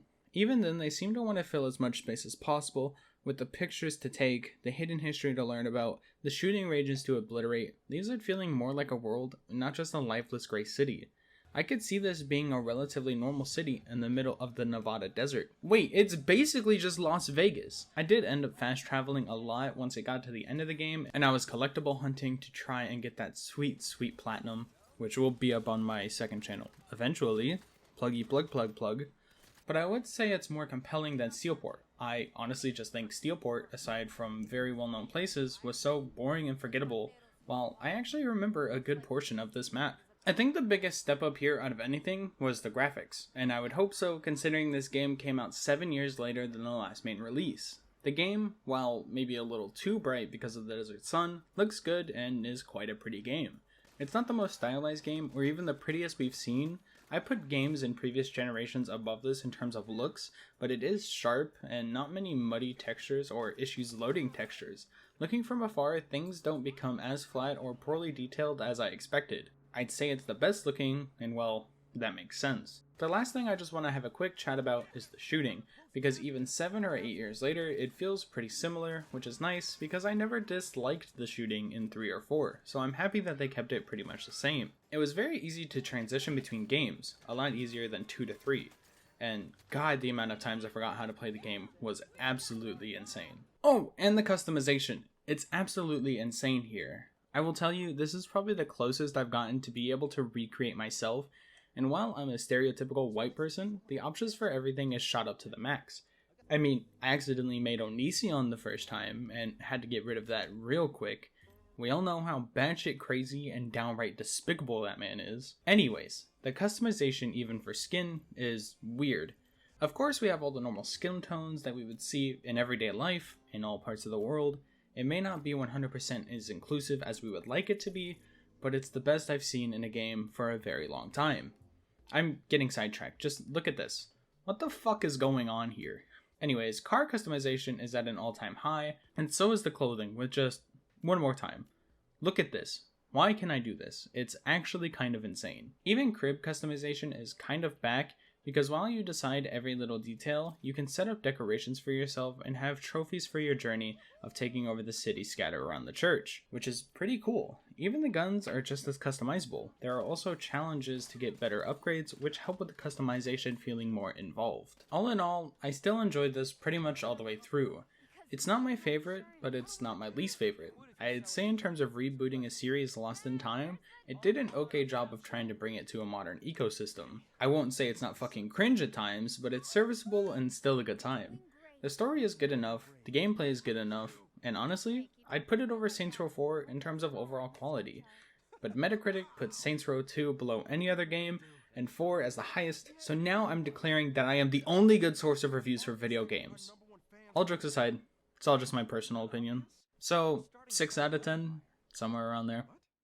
The main thing I've learned just from a gameplay standpoint is that it really started to go downhill for Volition and the series as a whole when we hit Saints Row the 3rd. I think honestly the worst thing they could have done is exactly what they did, and that is to take us to Steelport. Once we left Stillwater, you can see the decline in quality and that perceived passion in the team. But for one last time, let's go over my own personal rankings compared to those of the general public. Honestly, looking at these, I'm not surprised for once I agree more with Metacritic critics overall. But what the fuck do I know? I'm some wannabe YouTuber with 12 subs. But before I end this massively long video that's almost 3 fucking hours long, I want to say thank you for even clicking on the video if you watched 5 seconds of it. If you did enjoy, if you got to this far, why? If you want to, leave a like. If you want to, leave a dislike. Comment something. Subscribe. I'm not picky. Main thing, have a good rest of your day.